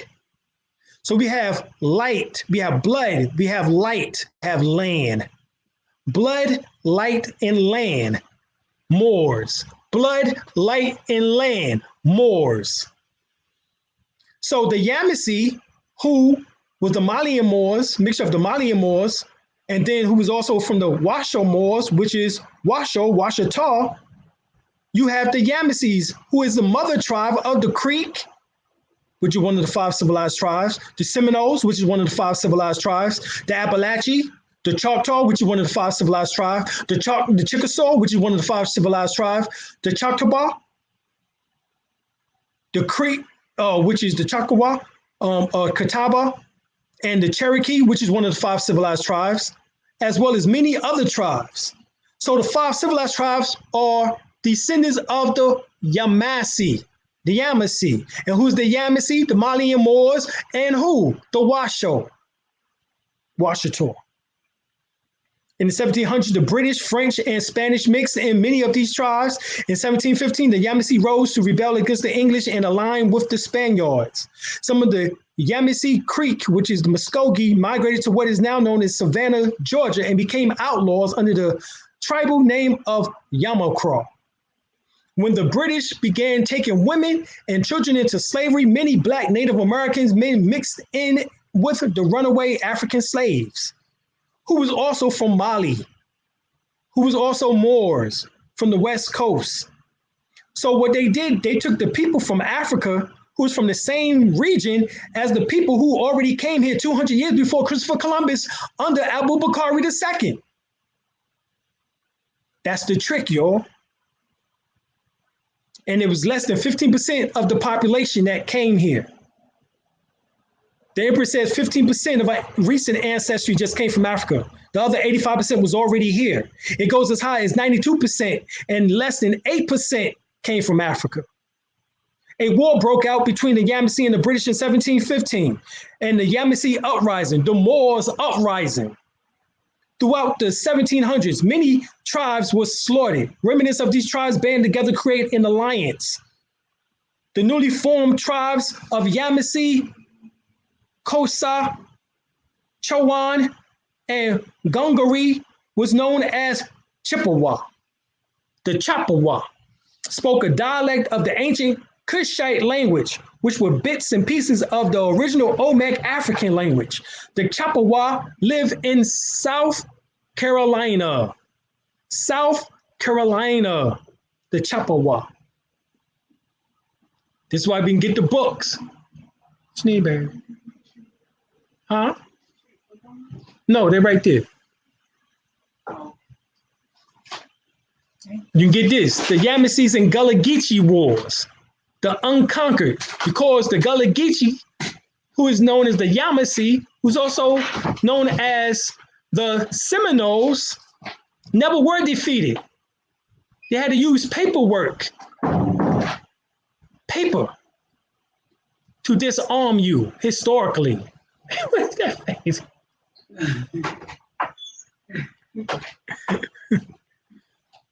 They had to disarm you. Yeah, they never signed a treaty with the corporate government. Right. Never did and never will. The Florida Negroes War, Black Seminoles, and the Second Seminole War, 1835 to 1842. Anthony E. Dixon. Yeah, we got a treaty with them. Yep, the history of the second. Yeah. The history of the Second Seminole War, 1835 to 1842, revised edition. history of the Third Seminole War. So we fought them from 1715 to 1858. We're going to say this again. We fought them from 1715 to 1858. God damn, do you know that's 100 and how many years? That's more than 133 years. That's 133 years, y'all. Right or wrong? Something like that. 123 years, 133 years. How many years y'all got? 1858 to from 1715. It's over 100 years that we fought them, and we never lost. In the First Negro War, in the Second Seminole War, in the Third Seminole War, no matter how many wars that there were, they said they was fighting against Florida's Negro, known as these people here, the Black Seminoles. You mentioned earlier that the tribe was Washita Moore. Was this a Native American tribe? And where are they at now? The Washita are direct descendants of the Olmecs who mixed in with the Malian Moors, as we already said earlier. The name Washita came from the Washita River. Actually, it didn't come from the Washita River. The Washita River got its name from us. The name Washita comes, as we always said, and I stated in my book, came from Washita. Washeta. Ancient Egyptian name, ancient Kemetic name, which meant, as you see over top of all the temples, the sun disk with the wings. That's Washita. Washeta. That's a symbol.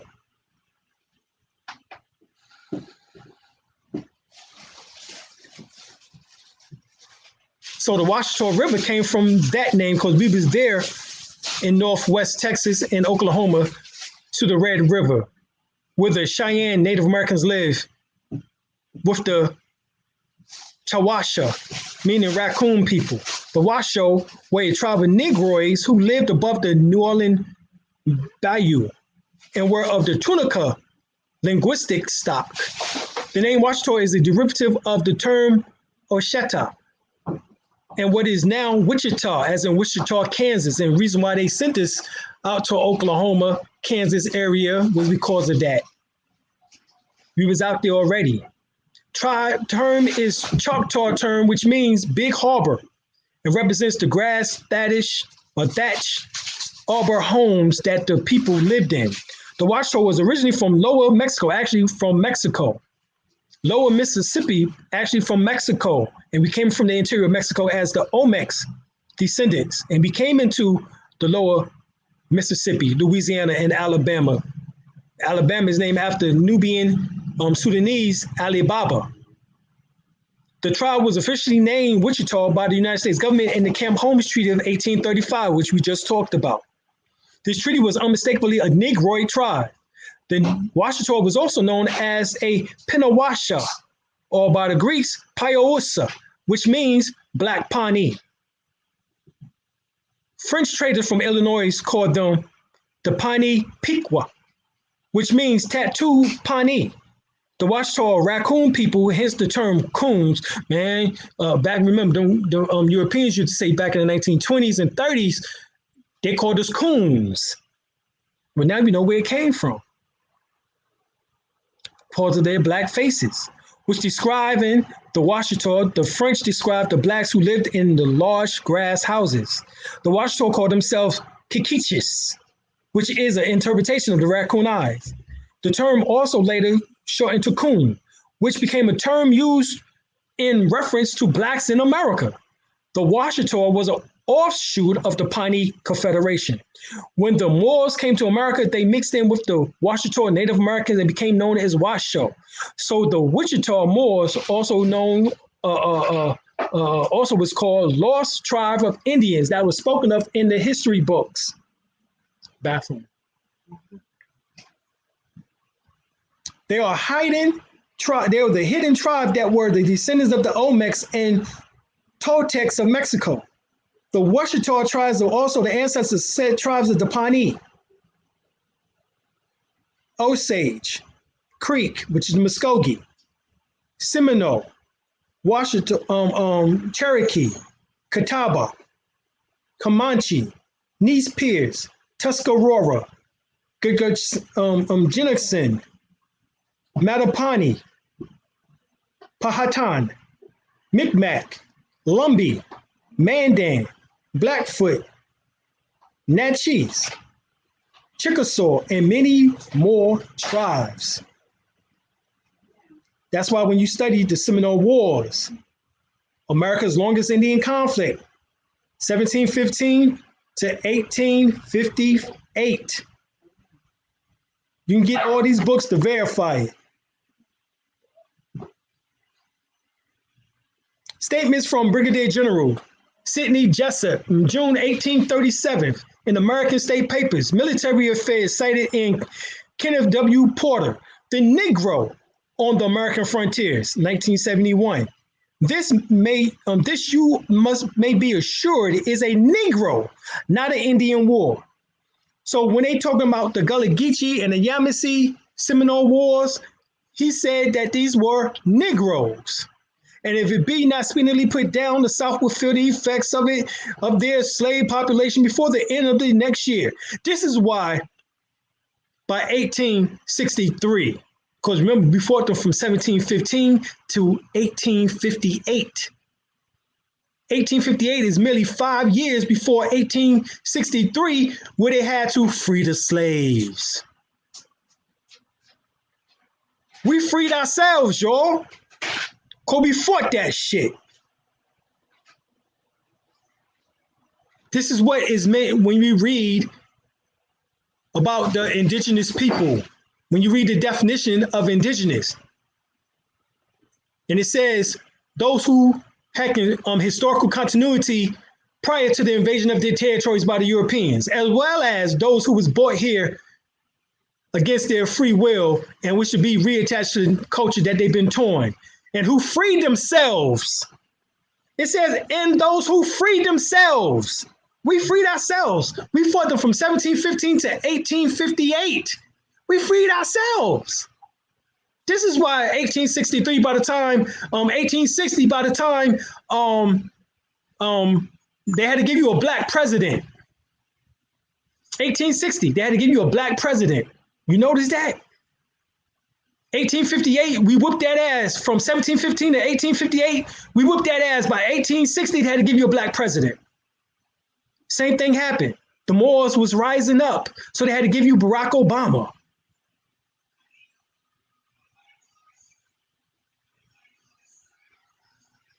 $2,000.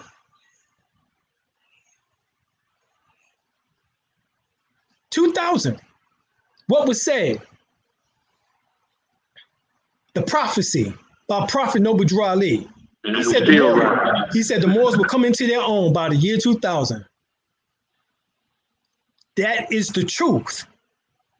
Based on Bobby Hemmett teaching on the Moors, Dr. Deborah Blair teaching on the Moors, Hakeem H.Y. Bey teaching on the Moors, Baba Phil Valentine teaching on the Moors. By the time we got to the year 2000, it was all about the Moors. No more Negro stuff.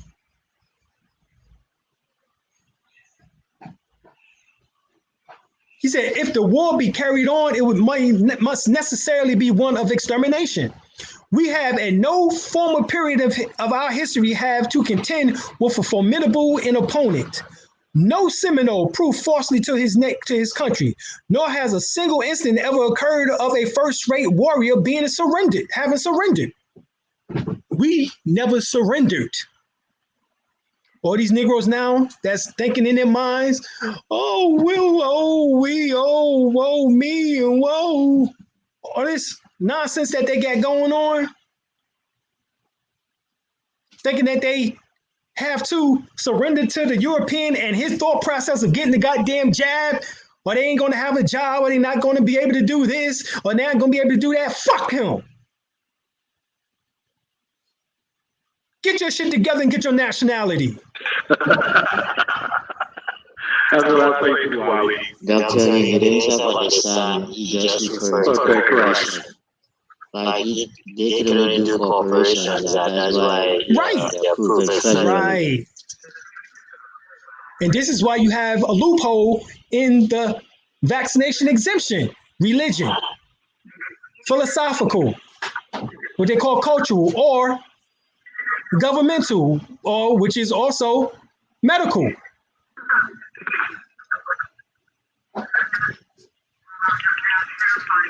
Throughout my operation, I've found that Negroes, the most active and determined warriors. And during the conference with the Indian chiefs, I ascertained they exercise an almost controlling influence over them. The Negroes ruled the Indians. Well, the Negroes are the Indians. They ain't no damn ruling. They're one and the same. Seminole Indian chiefs described as Negroes. One and the same. Commissioned in 1820. But no American official explained how it happened. If the Negroes were but chattel of the Indians, then how so many Seminole chiefs were black? Right. Uh-oh, that just destroyed their whole goddamn hypothesis. Oh, the Indians had the Negroes as slaves. Oh, they did. Then how the hell did we become the goddamn chiefs? The principal Seminole chief ruling over the entire nation in 1820 was Nehemiah Thadhel, who bore no evidence to Indian admixture. Another great chieftain was Minka Napa, king over kings, king of kings. The same title as Jesus. Jesus is known as the King of Kings, the Lords of Lords. But this nigga here had the same title. Described as a part Negro and very black, who ruled the nation in 1832 and owned immense herds of cattle and ponies. Billy Bowlegs, Bolak, his nephew, who was led the last hostilities against the United States in 1855 to 1858, was also part Negro. Boy, y'all better look up Billy Bowlegs, goddammit. Billy Bowlegs put that shit on him. That damn beating was so bad till they said, look, we got to free the goddamn slaves. Louis Pacheco, a pure-blood Negro who planned this Miami-Dade massacre, and afterwards became a Seminole sub-chief, could read, write, and speak English, French, Spanish, and Creek. Goddamn, you had a Seminole who spoke Creek, goddammit. Having been the slave of a cultured Spanish planter near Tampa Bay. The most important, if not the best known of the Seminole chiefs, was a pure-blooded Negro named Abraham, who became of his intelligence and knowledge of English, negotiated nearly all the treaties with the United States commissioners. During the 19th century, a Seminole storyteller relates that some of the Yamasee men were killed in battle and the Seminole men married the Yamasee women. Pensacola Gazette, October the 9th, 1824. Whenever a Seminole appears darker than his fellow, it was said that his Yamasee ancestry was showing through. His Yamasee ancestry was showing. Well, hold on, goddammit. Who's the Yamasee? We told you already. Yamasee is the mother tribe of the Creek, Seminoles, Choctaw, Chickasaw, and the Cherokee, and many other tribes, the Appalachian and the Choctaw. The Yamasee is the mother of all of them. So they was fighting the Yamasee. They was fighting the Seminole. They was fighting the Negro. They was fighting the Gullah Geechee. They was fighting us. The Yamasee men who killed in battle, and the Seminole men married the Yamasee women. As we said, whenever a Seminole appears to be darker, his Yamasee ancestry was showing through. This is Florida's Anthropologist, volume 23-24. This is the Yamasee Wars of 1712-15. Here it is. And what we wearing? We wearing fezzes and turbans. Look at that. Wearing fezzes and turbans. Y'all can see this, can't you? And be whooping that ass. Look at that Ku Klux Klan's member. That damn head is chopped off.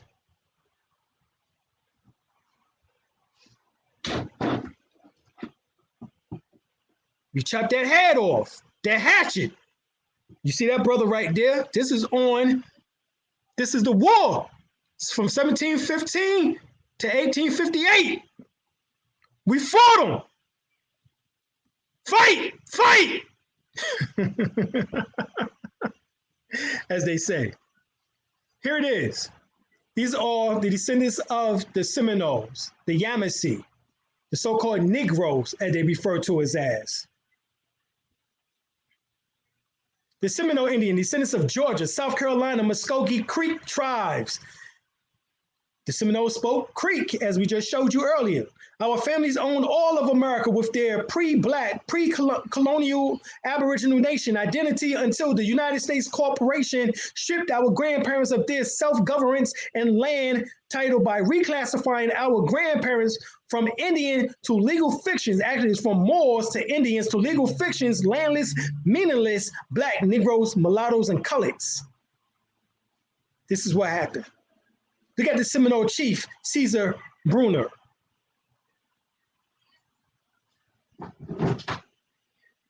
Look at him.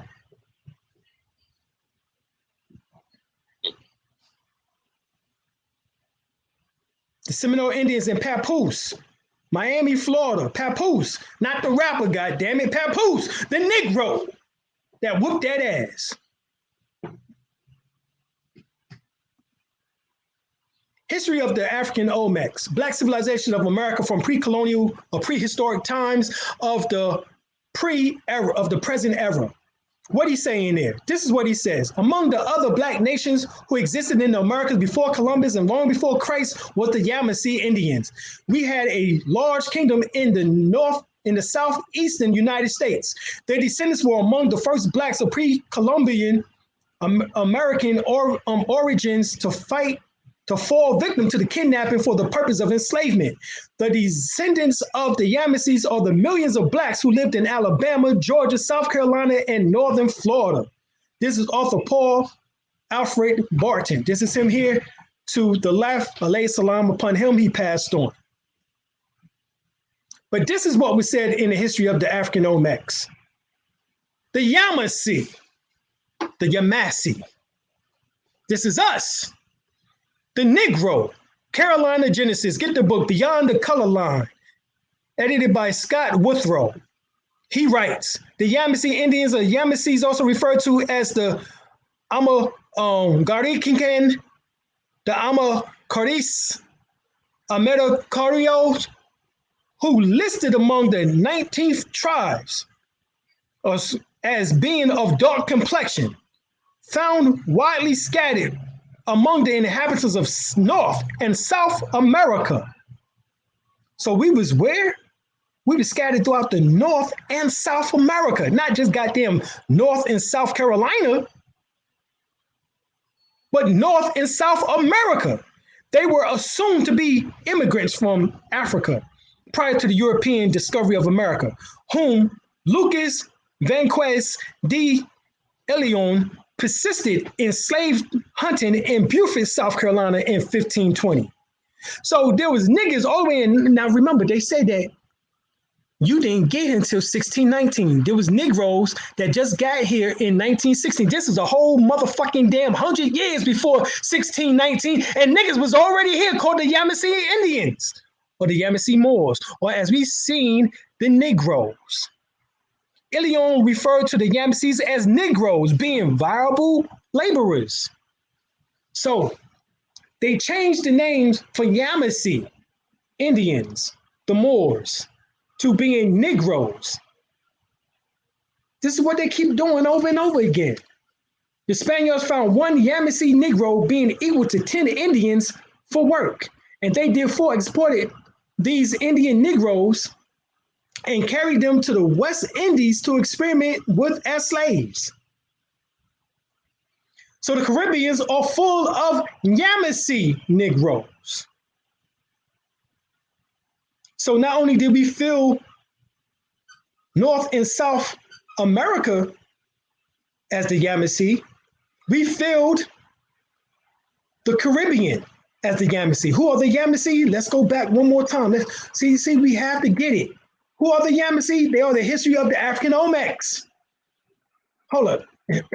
We still didn't get it. Let's continue going further back. Who are the Yamasee? Yamasees, Washoe were the Negroid tribe living above the New Orleans Bayou. It was said that the Washoe mixed in with the Malian Moors, the Olmecs, and produced the Yamasee. Who are the Yamasee? Is the mother tribe of the Creek, Seminoles, Appalachee, Choctaw, Chickasaw, Catawba, Cherokee, as well as many other tribes. So we are the tribal families of the Caribbeans. Korean people don't believe that you're superior to the Negroes in North America and along the eastern seaboard of North America. Don't believe that you're superior. You're the same people. You're the Yamasee. Trinidad. Yes. In Trinidad, they taught us that we were Arabs and Caribs. Right. Right. And the Caribbeans or the Carib Indians and the Arawaks, they were Yamasee. They were Olmecs. We showed you that the Olmecs, the Malian Moors, the Olmecs, mixed in with the Washita, the Washoe. These are the same people. The Caribbeans is full of them. You go to any Caribbean island and you see nothing but us. Majority of us is there. Go to the Bahamas. It's us. We running that shit. At least it appears to be. You go to Trinidad and Tobago. It's us. It looks like we running that shit. You go to any of these quote unquote Caribbean islands and it's us who is running it. And these are supposedly what the slaves who the Europeans bought there to be broken. And now they running shit. You know what? I want to speak to that because I was just telling my husband I would like to move, like have a place, land in the Bahamas because I went to the Bahamas with my children, went to Atlantis. And in Atlantis, I saw the ruins for the first time. That was how I woke up. Right. And I saw all the ruins. It was like an aquarium. They were disguising the ruins with like an aquarium. Right. But you could see the ruins and everything of Atlantis. And that was like deep. Yeah, and it goes all the way down into the Benami Islands, which is off of well, it's actually between the Bahamas and Cuba. Wow, I didn't know that. Mm-hmm. And these are underwater cities, pyramids, walkways, walls. All of this is underneath the waters. It's been photographed. So here, the Newswire, the Hidden Creek language of Yamasee. Once thought extinct, the most influential Native American nation has resurrected. The Yamasee Native Americans last seen in northern Florida has returned, being called one of the bloodiest wars of the Creek Muskogee people of the Yamasee Wars of 1715. So who else was they fighting? The Creek, Muskogee, the Yamasee, the Gullah Geechee, the Seminoles. That's who they was fighting. And who is the Creek Muskogee people? They was part of the 5 so-called civilized tribes. The Yamasee, whose history shows is comprised of the Gele. Who's the Gele? The Gele is the Gullah Geechee people, the Tama, Uchi, Cherokee, Wichita, Creek, and more. So once again, the Yamasee, which history shows is comprised of whose history? The Wichita. Described by the governor of South Carolina, Cravens. He made claim all these tribes in that region was Yamasee. which would explain why they had so many towns and villages over the United States, named after them. See, this is what we don't understand. Black Wall Street, we love saying Black Wall Street, Black Wall Street. No, Negro, this is more Wall Street. They was the descendants of the Muskogee Creek indigenous Americans. These were some more Yamasee, Yamasee, Olmec, Washoe, Washita, who immigrated to Indian Territory, Oklahoma before, during, and after the Trails of Tears. So we're saying that they black as in African, and they weren't African, they were Muskogee Creek indigenous Americans. Black Wall Street was unified indigenous people adapted to post-Oklahoma statehood. Jim Crow's laws had Tulsa still been in Muskogee Creek Indian Territory, then Black Wall Street would have never been destroyed. 36 blocks, 1,600 businesses destroyed. What the fuck? Here in North Carolina, we had Black Wall Street too. In Durham, Black Wall Street was throughout the United States, as they are called. But that was the problem. It was in the United States. They should have took their towns outside the jurisdiction of the United States. Never being incorporated, non-incorporated jurisdiction. And then have it attached really to the land as land patterns in the allodial title. Homestead Act.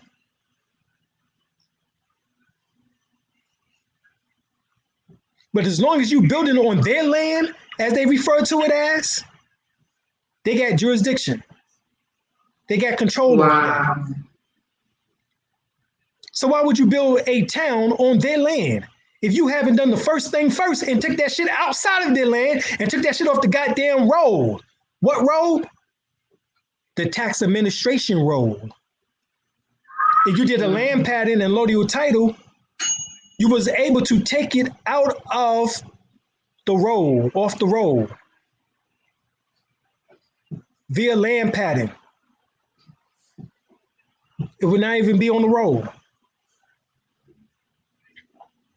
You know, I was wondering about that, how Black Wall Street and all of these other attacks, like Central Park and stuff. Right. Yeah, so you're saying that basically they were under the jurisdiction, they didn't have. If they was under their own jurisdiction, land patterns and allodial titles, Homestead Act, then possibly what happened would not have happened, because it would have been part of, as we just seen, the Muskogee Creek Indian Territory.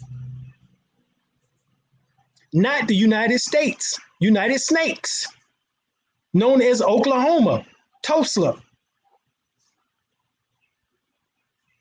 Utilizing Indian names, but under their jurisdiction. They put Oklahoma, Tulsa.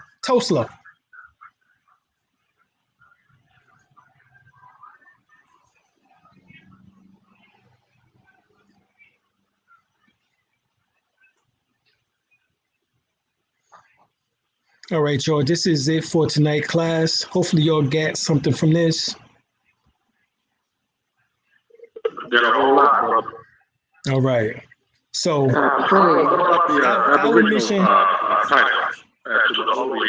right.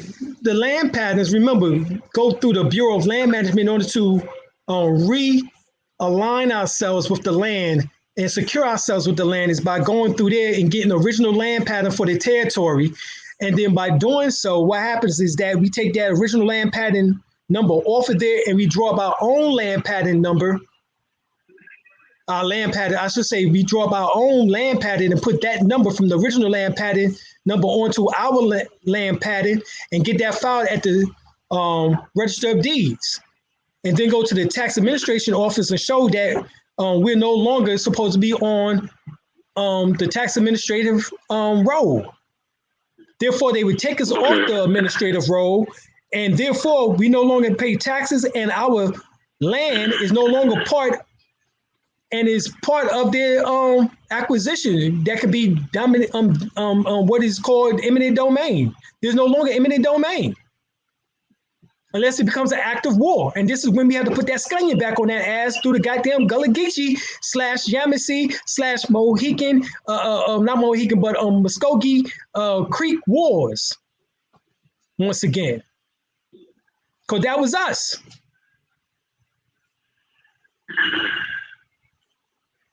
Okay, so that's the science. All right, we have to go through their shit to get off the road. That way, our land is no longer being under eminent domain. That means we can take the property shit off as far as the address. No freaking mailbox do we need. You don't need none of that shit. Now for the land, you need a mailbox and you need a number system because 1305 South Garnett Street. You need that because you're tenants. You're tenants to the land. You're not owners of the land. We need a allodial title / land pattern. That's what we need for our land.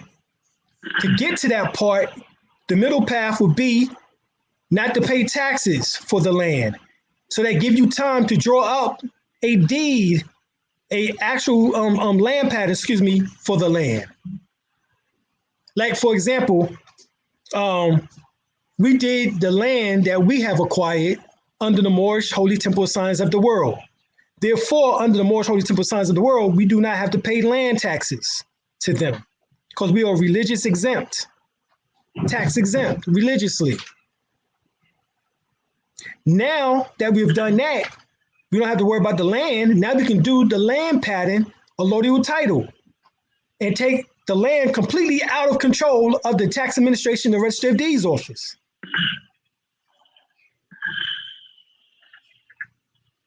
So that land is no longer part of the jurisdiction of the United States. I have a question. Yes. Did you, there was some type of news that let out saying that the U.S. corporation is for sale. Right. Is that why we're doing it because of that? Yes. Yes, because if we don't, the Chinese will buy up every goddamn thing and we won't have shit. That's what I'm saying. Right. Because the United States debt is owed to China. They have the most FRNs. It's China. This is why they're trying to move towards a socialistic, communistic society. A socialistic, democratic society. They're trying to copy and pattern themselves after fucking China.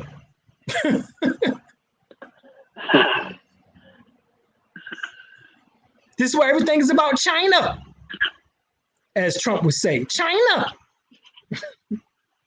Yeah, the biggest debt they owe. Right. They owe the biggest. Well, we owe them the biggest. Yeah. Exactly. So they basically did it on our land, and now we got to deal with this. Right. Now we got to deal right. So this is why the infrastructure of the United States is up for sale. And China is buying the hell out of it. So you got to get your shit correct before China purchases your ass too, which they basically already have because they own a lot in the majority of the damn FRNs, which is attached to the birth certificates. So they actually have patented and bought the American people, or in this sense, the United States citizens. They ain't bought the American people per se, because that's us. We're the ones that is saying, oh no, we coming off from here and we coming from out of anything dealing with your jurisdiction once and for all. Right. You got your own land and you tie yourself back to your land. They got no,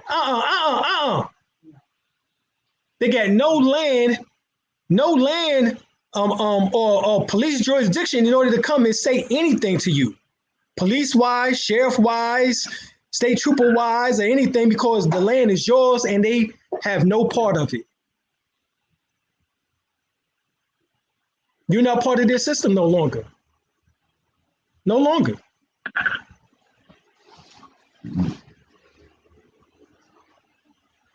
Completely out. That's by way of land rights. Because Moors are land. Remember, the word Moor and land are synonymous to each other. Okay? Go ahead. Well, I was just going to give an example to that as far as land. But as far as like being out of the jurisdiction, I had like in the last 3 weeks, sheriffs as well as troopers pull up behind me and run my tags. And when they run it, they just drive off, basically. They didn't stop me. Right. So I should show that, you know, they can't stop you, they can't interfere you because they're not in the jurisdiction. Right. Well, that's because you've probably been put on the do not detain list as of right now. But we have to solidify that even more. And we do that by way of a land patent and a allodial title. So once we get that, then we got it. Okay. Roger that.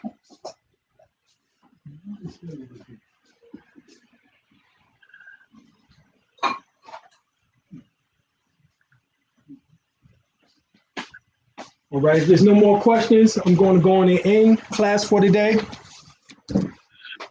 I'll tell you what to eat. Yeah, take Washington East. And stay in contact. All right. Yeah, take Washington East. Peace. I'll tell you what to eat. Yeah, take Washington East.